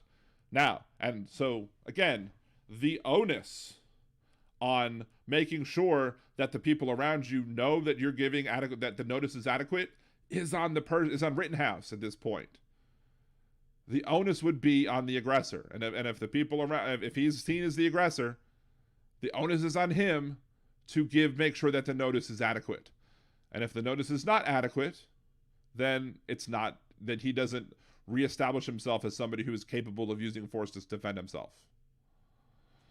No hunting law can abrogate self-defense. And I've never said that hunting laws can abrogate self-defense. But the defense is trying to say that an act that was written to the current wording of the law as amended in 2005, that was amended specifically for hunting purposes by juveniles, is somehow relates to this case. That's the problem that I'm having with the defense, is that argument is nonsensical. You can't claim that 2005 act that amended the current laws to say what it currently says, and did so because of hunting purposes. You can't then say that this then makes it so that Rittenhouse can legally carry that gun, when clearly the earlier part of the law says if you're under 18, you can't have a gun, or brass knuckles, or taser or nunchucks or shurikens. Shurikens.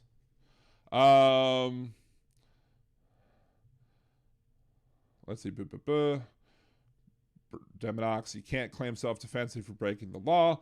They're, of course, going to come back to you and say, well, what about jaywalking? Which I've dealt with that in my previous video. I'm not going to go over that argument again.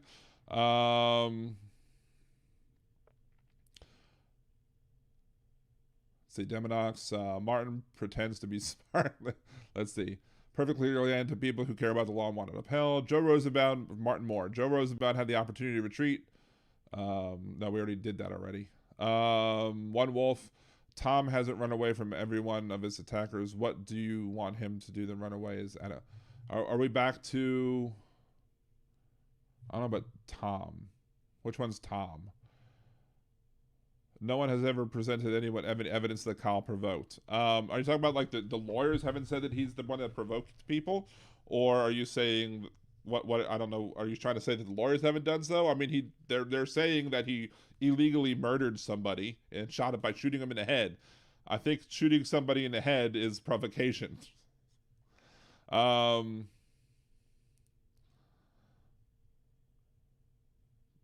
Wolf, Call ran away from Rittenhouse. I don't know what that means. I don't know who Call is.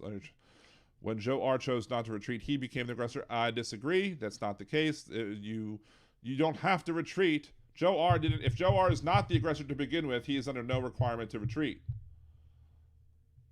Again, Wisconsin law states that the only person that has a requirement to give clear notice and to retreat is the aggressor. If he's not the aggressor in the case, then he doesn't have the duty to retreat. He can use force and deadly force to protect lives. He can use Joe R, if he was defending a life, could use, if he believed, and reasonably so, if he reasonably believed that what he was doing was protecting the lives of the people around him by trying to disarm Kyle Rittenhouse, then he was legally entitled to do so. If that was a reasonable belief that he had, unless he was the aggressor, the law would have to prove that he was the aggressor.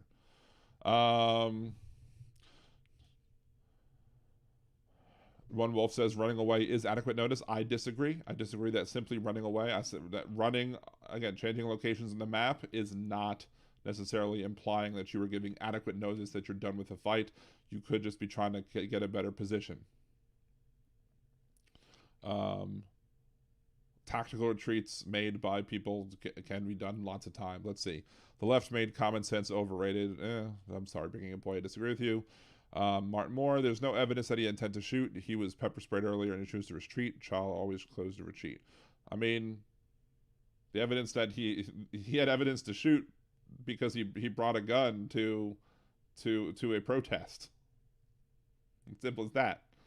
Obviously, and he had poor trigger discipline as well, as it was shown by some other video that showed how I think Rittenhouse didn't fire to the individual who got his hand shot until contact was made, which meant that he was keeping his finger on the trigger without intending to shoot at that. The only time you should put your finger on the trigger, as I've understand it, is if you're intending on shooting. So if he had his finger on the trigger and wasn't shooting until contact was made, then that is reckless endangerment because he could have shot anybody at that point. I have no evidence that Kyle was the initial aggressor.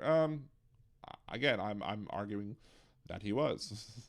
I'm arguing that he was because he was there in an illegal capacity. That his actions, that him going there to supposedly defend property that he had no right to defend, that he went there armed with an AR-15 type weapon, as the media described it. I don't know the actual make or model of the gun that he had. And again, it's up to the prosecution. It's my opinion that he was the aggressor because of because of everything surrounding the case. It's up to the prosecution to prove that. I'm sure the prosecution has evidence. There's supposedly, I think, an FBI video, an aerial video that I don't think people have seen yet. And maybe there's other video that hasn't been released to the general public that might be released after trial. Who knows?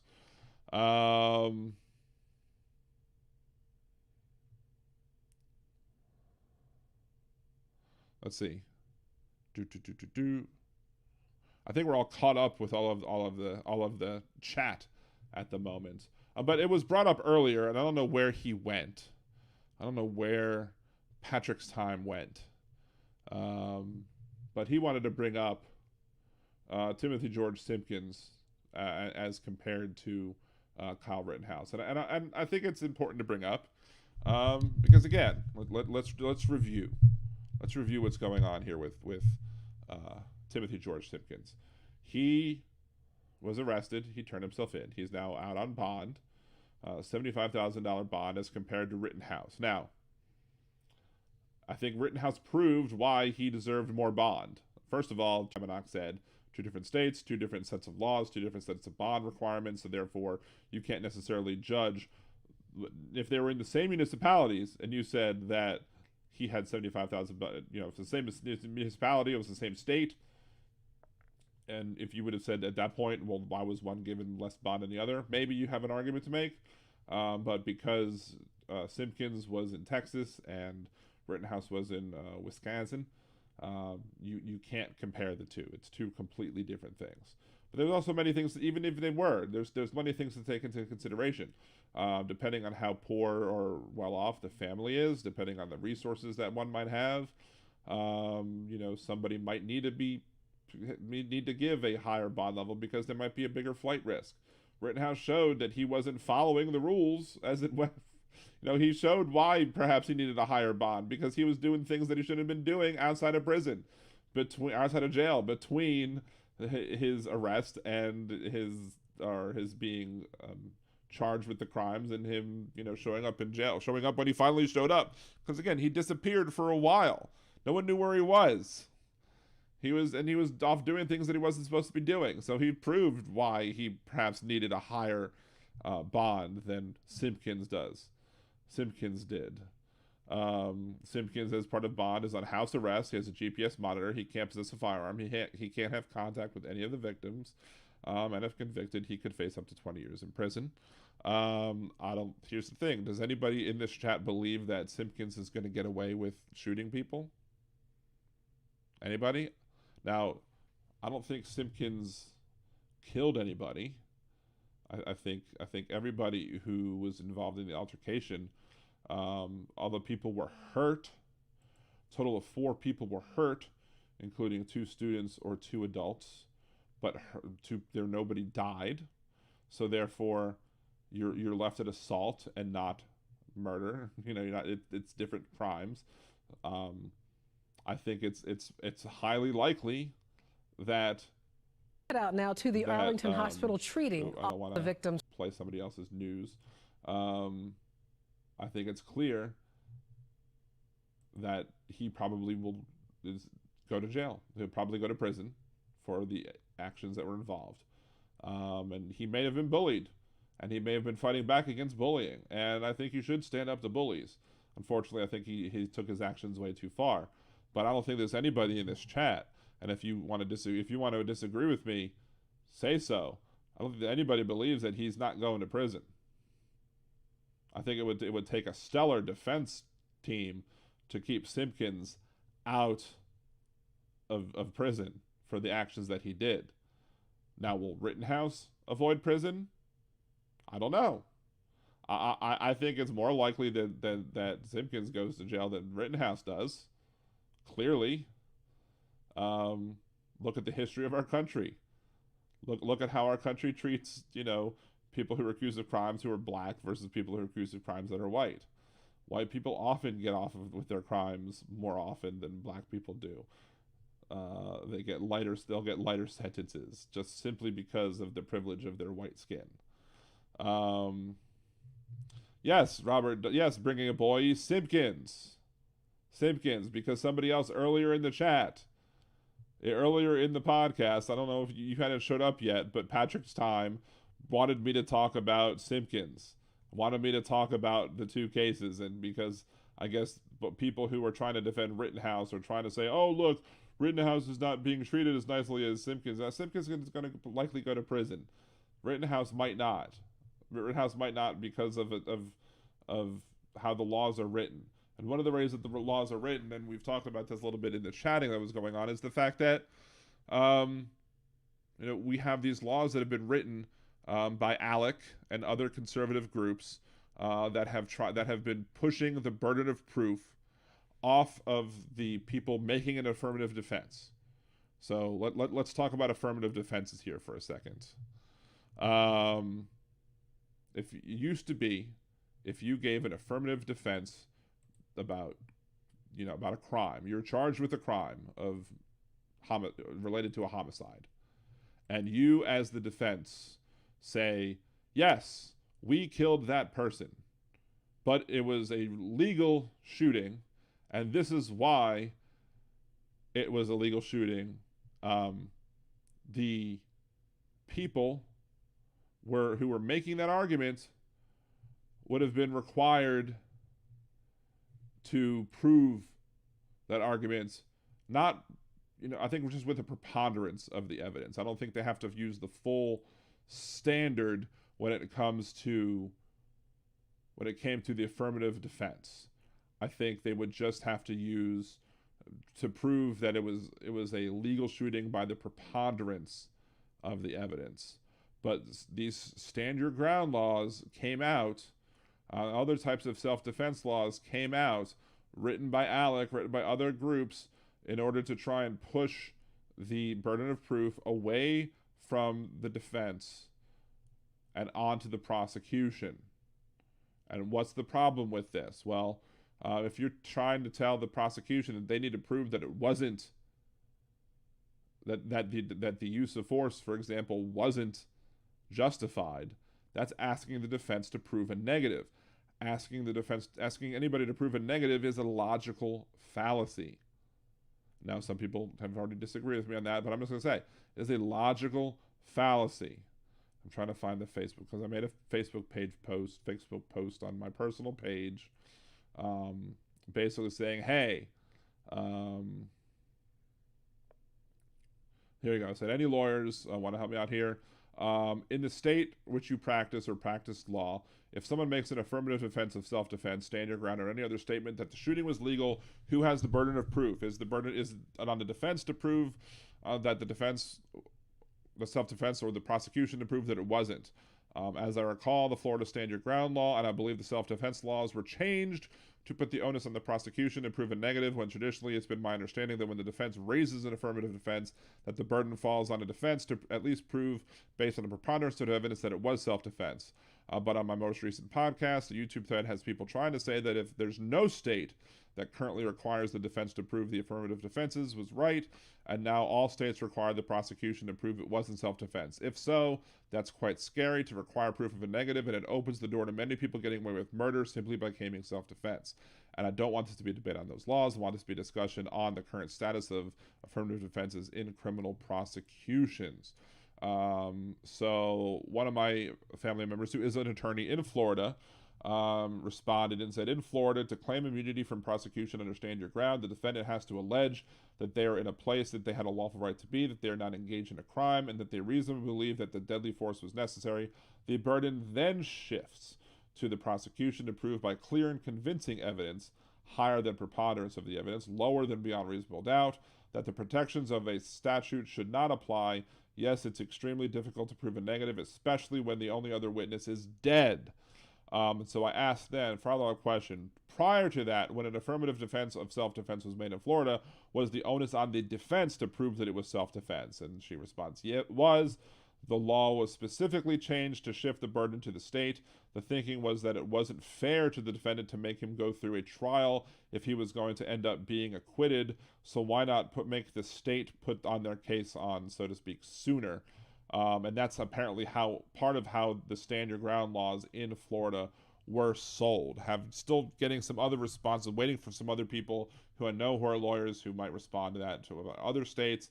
But I think I did find an example of Texas law, where I think some of the Texas law does require that if you bring an affirmative defense, that the onus still may very well be on the defense to prove with the preponderance of the evidence that they did have, that it was more likely than not that the person was defending himself and was legally allowed to be there, was not provoking anything, etc. But again, it's a dangerous place that we move to in this country. If we're moving to the place where you're requiring the prosecution to prove a negative, and you're going to say, well, Dan, shouldn't the prosecution always have the onus to prove the case? Yes, the prosecution typically has the onus to prove the case, and to prove the case beyond reasonable doubt. So you have to you can have reasonable doubt, you can't have unreasonable doubt. Or if you have unreasonable doubt, it doesn't worry, it doesn't matter. But here's the thing. But if you're saying, yes, I did it. Yes, I did the actions, but this is why it shouldn't be considered illegal. Again, that should be on the defense, because that's what an affirmative defense is. Affirmative defense is say, I did this, I'm going to prove to you now why it's legal that I did so. Because in order to raise that affirmative defense, you should have to prove that it was that way. No, now they're trying to make the state do it, which makes it harder to convict. And again, especially in circumstances where the other person's dead. And these are laws that are being changed across the country by conservative legislatures, trying to make it easier for people to kill other people. Let's see. Yeah, Kyle may have turned himself in the next day, One Wolf, but however, Kyle also then disappeared.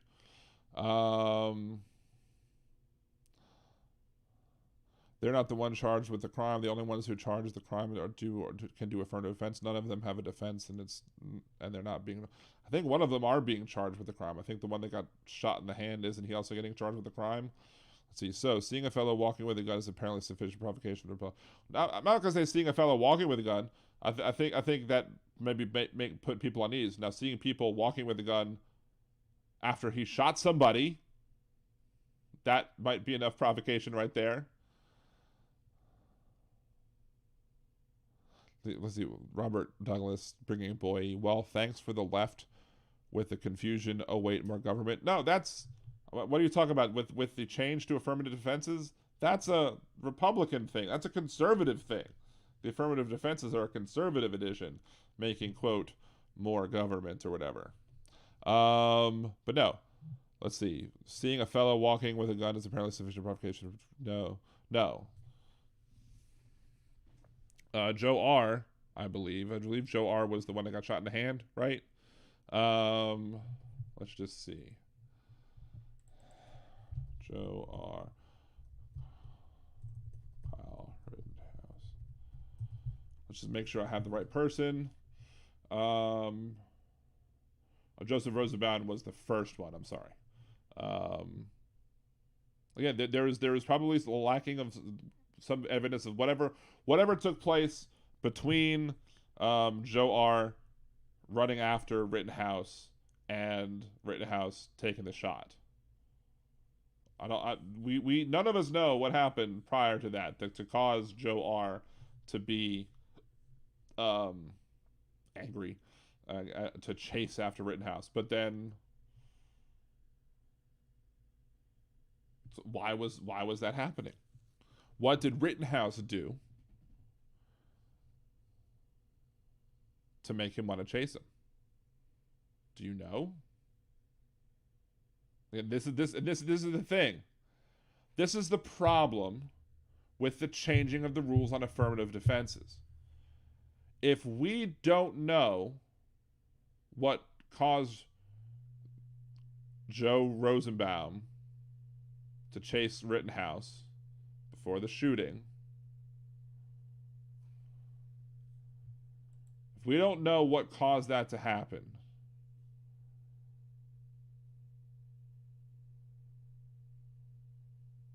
then in order for Rittenhouse to claim self-defense, that he would have to then explain why his actions were legally justified. He would have to explain what in that situation made him feel that the use of deadly force was allowed. What was again, here's one thing that I don't know. Was Rosenbaum armed? Did Rosenbaum threaten him with anything other than a clenched fist? What did Rosenbaum do There's video of Rosenbaum arguing with him. We've seen video of him yelling at somebody. But what do we see? Do we see whatever Rosenbaum threatening him with deadly force? Are we supposed to just believe Rittenhouse if he says that he feared for his life? And was the fear for his life reasonable? And here's the thing, and that's one thing that Johnny Walker Dredd misses in his videos that I've seen when it comes to, especially his criticism of me. It's not just Kyle Rittenhouse believing that his life was in danger and therefore he could use deadly force. It's not just that. He has to be reasonable in that belief. If his belief is not reasonable, that his life was in jeopardy and that deadly force was required to prevent himself from dying, then his claim of self-defense is invalid right then and there. Which would then make him a provocateur to everybody else around him. Because if he shot somebody and it's not legally in self-defense, now he's the bad guy, and now the other people would have then have the right to disarm him.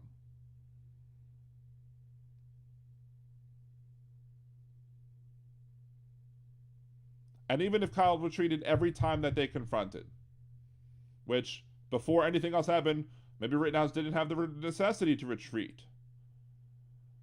But if Rosenbaum chased him down,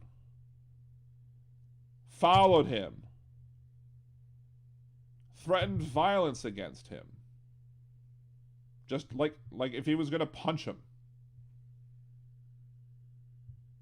you are not allowed to use deadly force to stop somebody from punching you.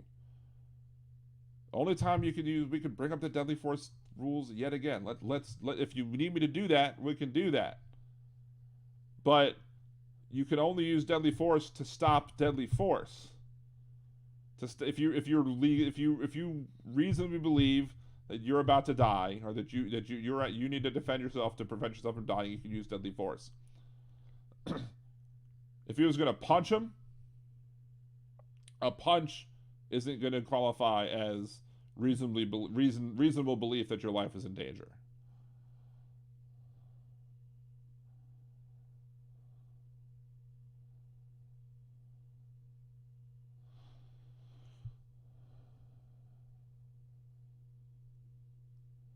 So Joseph Roosevelt was the one that attacked Kyle, the first person shot by Kyle? No, according to this, it's Joe.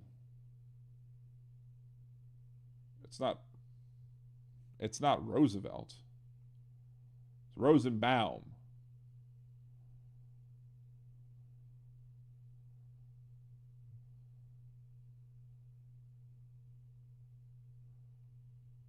So, I don't know. So, this is the problem with changing the burden of proof, because without changing the burden of proof to Rittenhouse, you then make the prosecution have to prove that his actions were not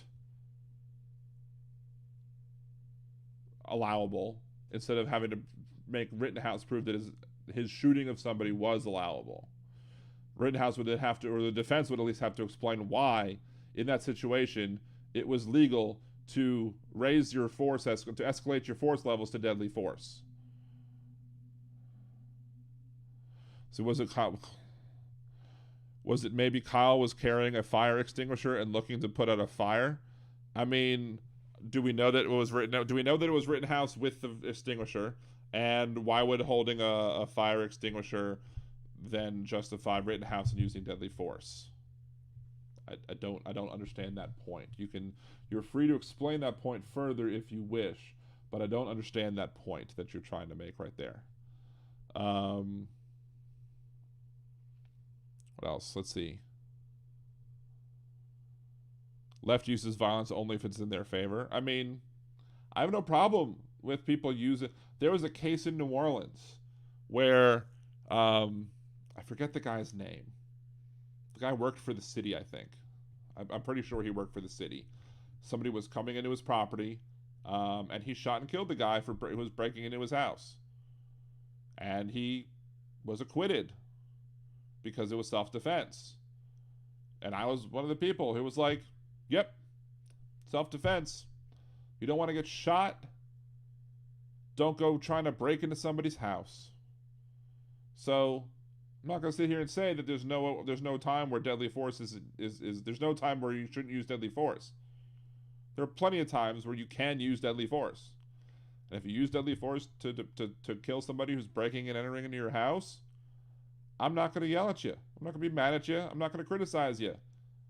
I'm going to say, look, you had every right to do so. You did it. End of story. And the law protected him in his right to protect himself.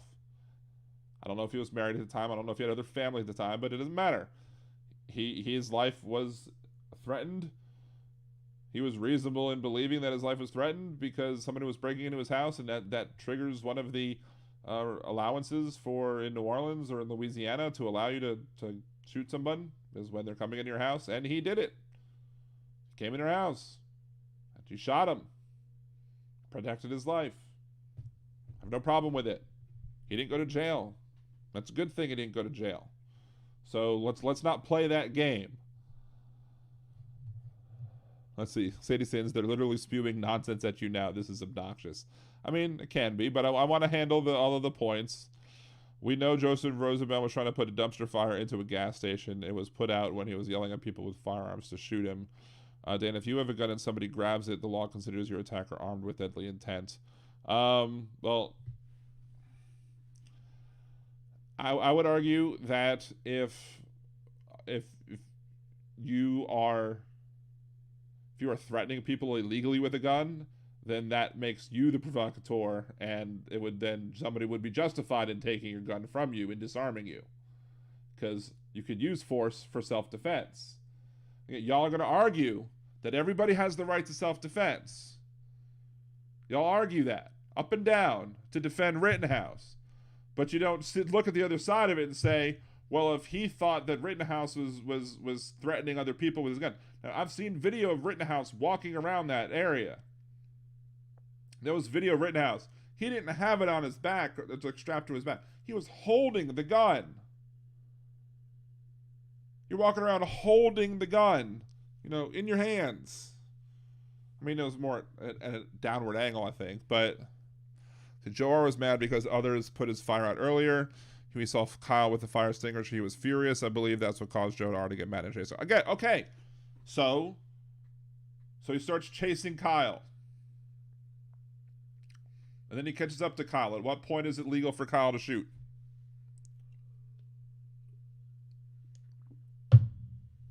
Burden of proof. Who should have that burden of proof?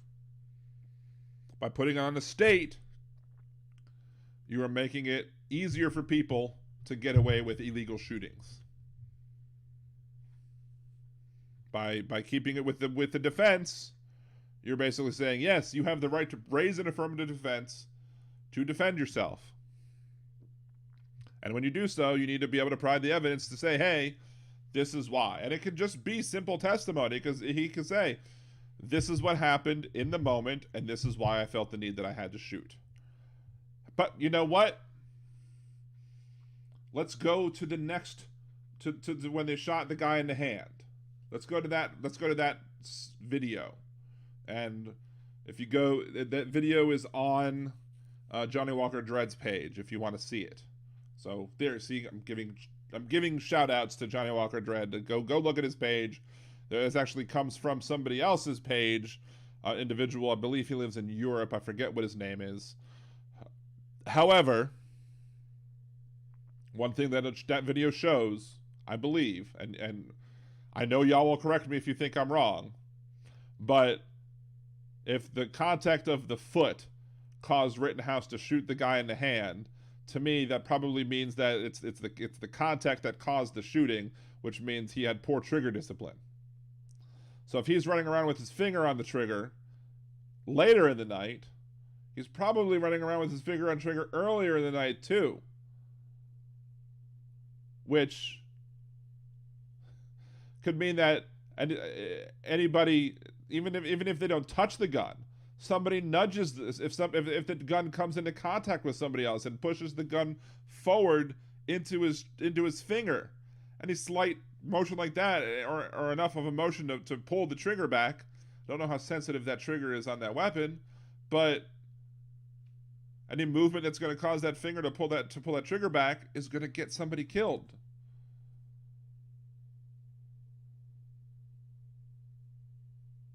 So we would have to, I don't know if there's any video that shows his poor trigger discipline on the first shooting, but I think we know that we have poor trigger discipline on that last shooting.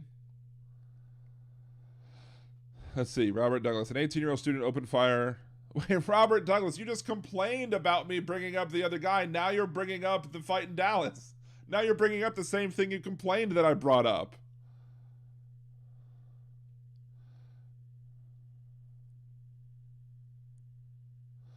Let's see. I would recommend you view V Radio's documentary of the night. Okay, I'll check it out. I'll probably check it out. Maybe not tonight, but I'll check it out. Again, bringing a boy.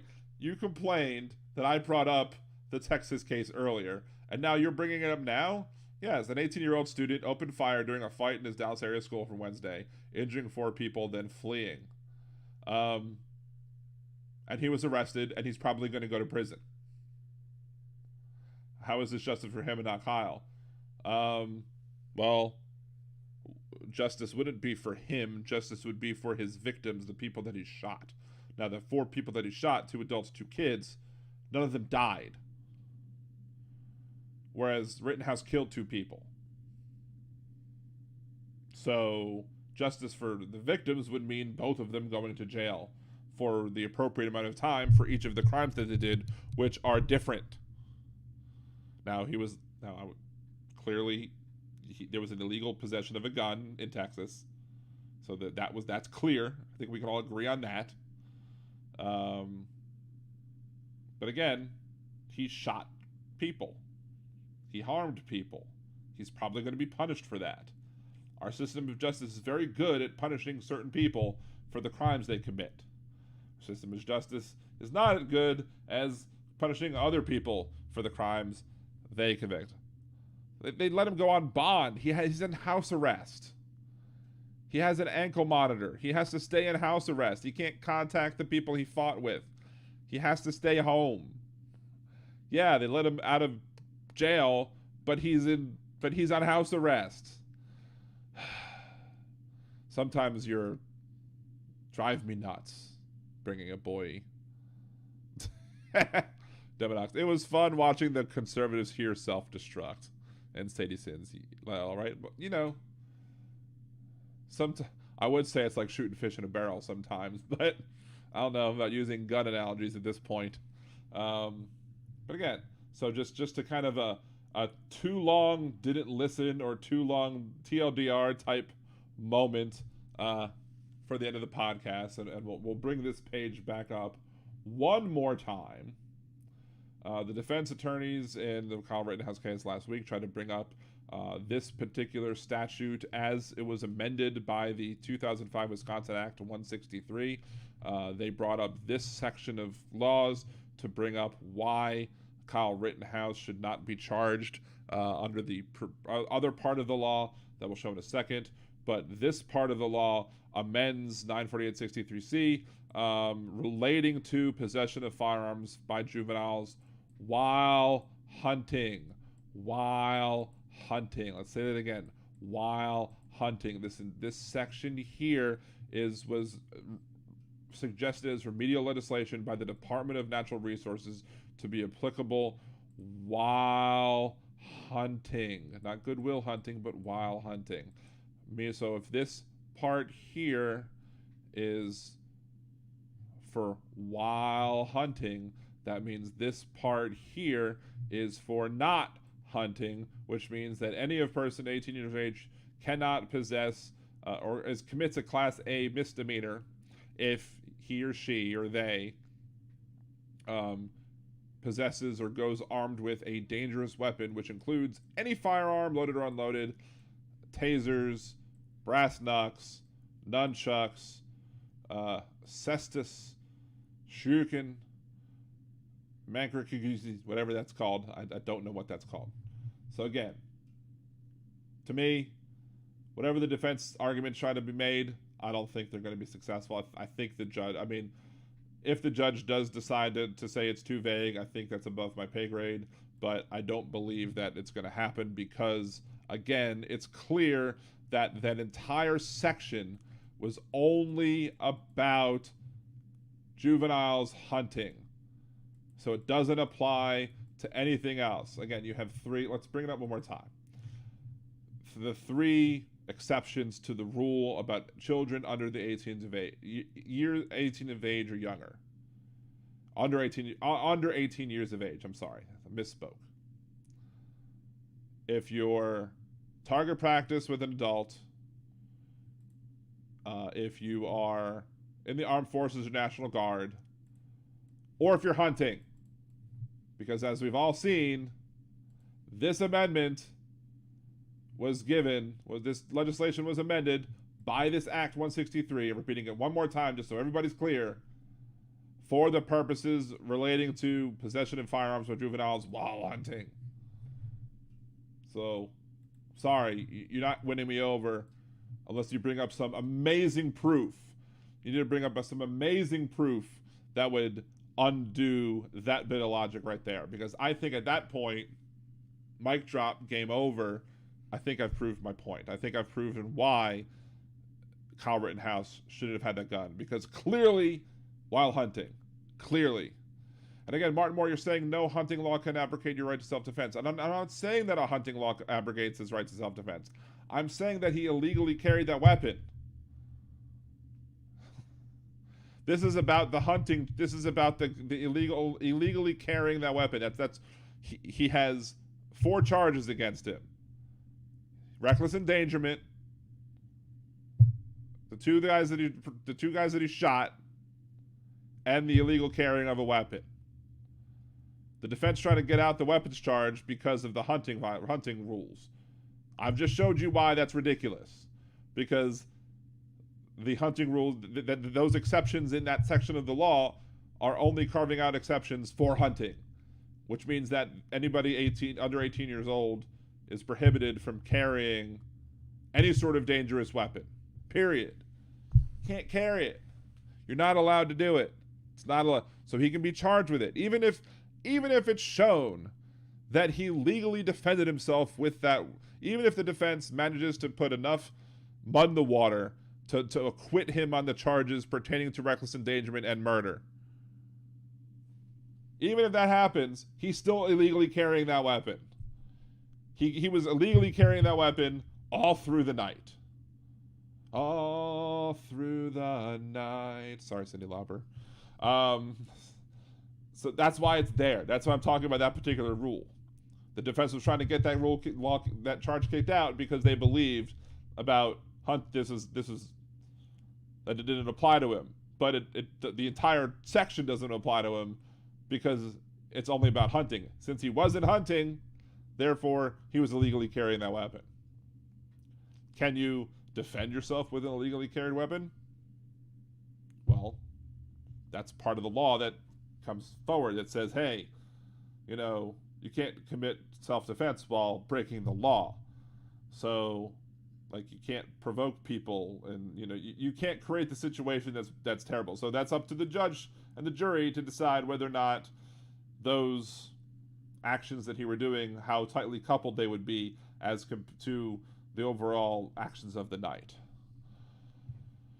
No, Martin Moore, by your logic, people under 18 have no right to self-defense because, no, that's not true at all. You can defend yourself, clearly. Self-defense doesn't have to include a gun. You can have a bat. Look, you can walk around with a bat. And you could defend yourself with a bat. I don't think a knife is included in that list of dangerous weapons. I think he could have had a knife on his person and maybe defended himself with a knife. He could have had a crowbar. He could have had any other items. And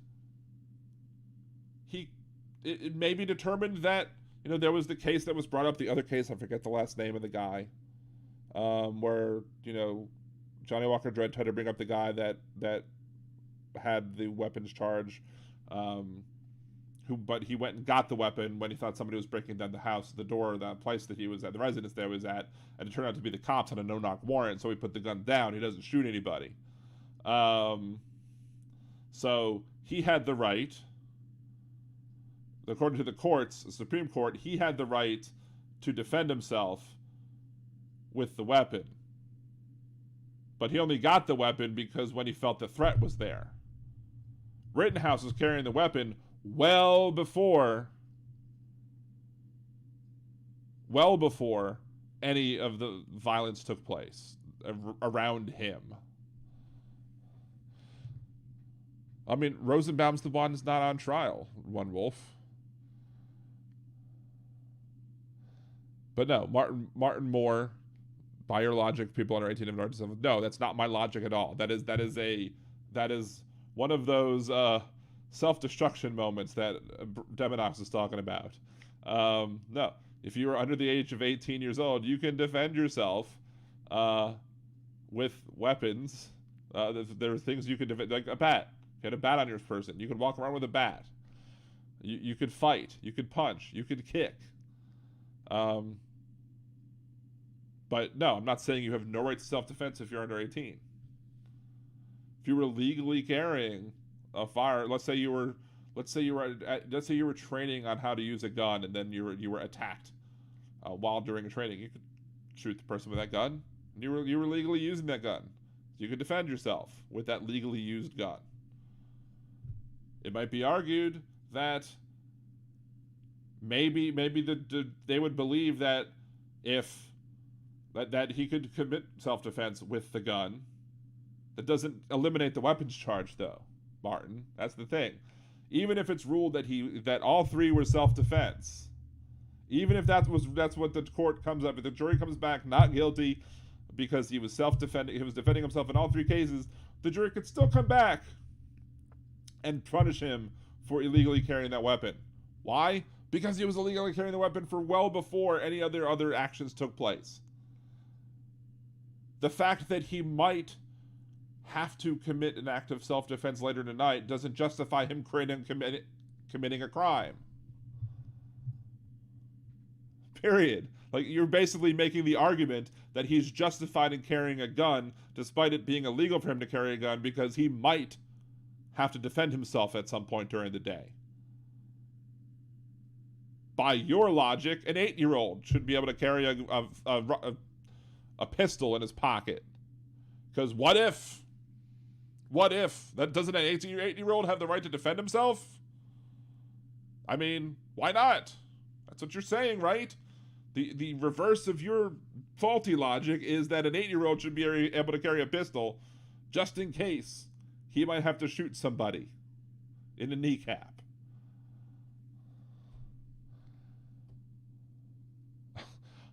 I read bringing a boy's razor sharp pennies as razor sharp something else, and I was about to be like, what are you saying? What is it? Where is this going? And then I read that it was pennies. Whew. Thank you. Thank goodness I read it twice. You don't get to dictate the tools used for self-defense. But again, Martin, you're confusing the issues right now. You're confusing the illegal carrying versus the tools of self-defense. I already just said it's possible that the court could come back and say, despite the fact that gun was illegal for him to have, he's still not guilty for self-defense purposes if the court deems that there's either enough evidence to show self-defense or not enough evidence to convict of a crime. That doesn't negate the crime of illegally carrying the weapon. He could be found guilty of carrying an illegal weapon while not guilty of self-defense. I mean, you say this is a life-threatening situation. What's a life-threatening? When did the life-threatening situation start? He purposely went. Are you saying there's a life-threatening situation when he went into it in the first place? Maybe he shouldn't have gone into the situation in the first place. He shouldn't have gone in the first place. Shouldn't have been there. He had no right to be there.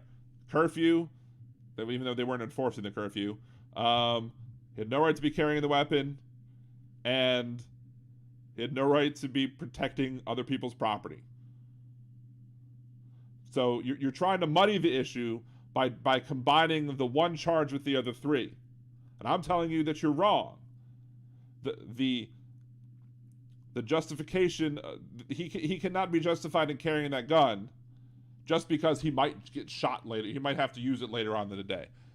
Well, if you think that you might have to shoot somebody later in the day, so that you have to bring a gun to a place that could likely explode, not theoretically, but is a combustible situation, and sometimes literal if you want to look at the trash bin.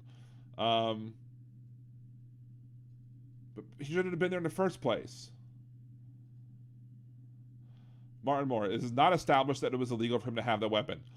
I am saying it's illegal for him to have that weapon, and that's my opinion based off of how I read the law. Now, if the court says that it's illegal to have the weapon, the court's going to rule that it's illegal for him to have his weapon. And I'm saying that even if you're right and that it was all self-defense, the court could still come down and say he was illegally carrying a weapon. He had no right to carry that, and he's going to be punished for illegally carrying a weapon. Period. And now you're going to make the circular argument again back to the whole, but then you're saying that you can't defend yourself. No, you can't carry an illegal weapon. Maybe if you're not allowed to legally carry a weapon, maybe that's the law saying, you know what?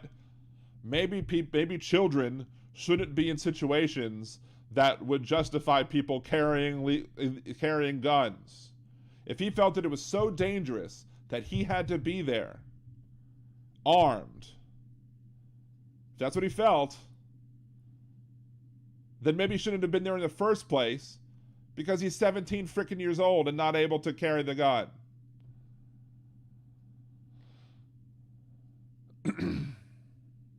Let's see. The judge didn't nearly throw out the misdemeanor weapons charge. The judge agreed to look at it some more. The judge asked some questions, but the judge was not ready to throw out the weapons charge. I mean, did you watch the video? The judge clearly was not ready. He had questions. He wanted to look at it. He left open the door that he might possibly throw it out at some later date. But he didn't nearly throw it out. It wasn't the prosecution going, hey, we got away with this one. No, it was the prosecution making pretty much a damn good argument that this section only relates to hunting and fishing or whatever, or to the use of natural resources and hunting. And the judge was like, I'll look at the wording, I'll take my time to consider it, but I'm not throwing it out today. He was never going to throw it out that day. He left open the possibility that he couldn't throw it out later, but you're saying that he nearly threw out the misdemeanor weapons charge is a false statement. That is incorrect. That is incorrect. I don't know why you keep saying that he nearly threw out the charge. He didn't nearly throw out the charge. I listened to what the judge said. He left the door open to the possibility of it. That doesn't mean it's probable. That doesn't mean it was nearly happening. Did Sadie Sin sneeze, bringing a boy? I didn't know you could hear that. Oh, God bless you for another reason, I guess, right? Oh, look, we're like almost to another 3-hour show. A 3-hour show. I wasn't intending this to be a 3-hour show, but I mean, I did spend the first 45 minutes talking about non-Rittenhouse issues, and I was expecting to at least talk about another half hour on Kyle Rittenhouse issues. I wasn't expecting to go all the way to 3. And actually, technically, I can go on this as long as I wanted to. I'd have to stop Blog Talk Radio at 3 hours, but I can continue on YouTube as long as I want. I mean, I have work tomorrow, so I don't think I can. But... And I think, and what's amusing here is I don't remember exactly when I said that I was going to do a TLDR or a quick recap of everything. I think that was about a half an hour ago when I said I was going to do a quick recap of everything. And we do have some members leaving. Martin Moore saying, nice chatting with you guys, gotta go.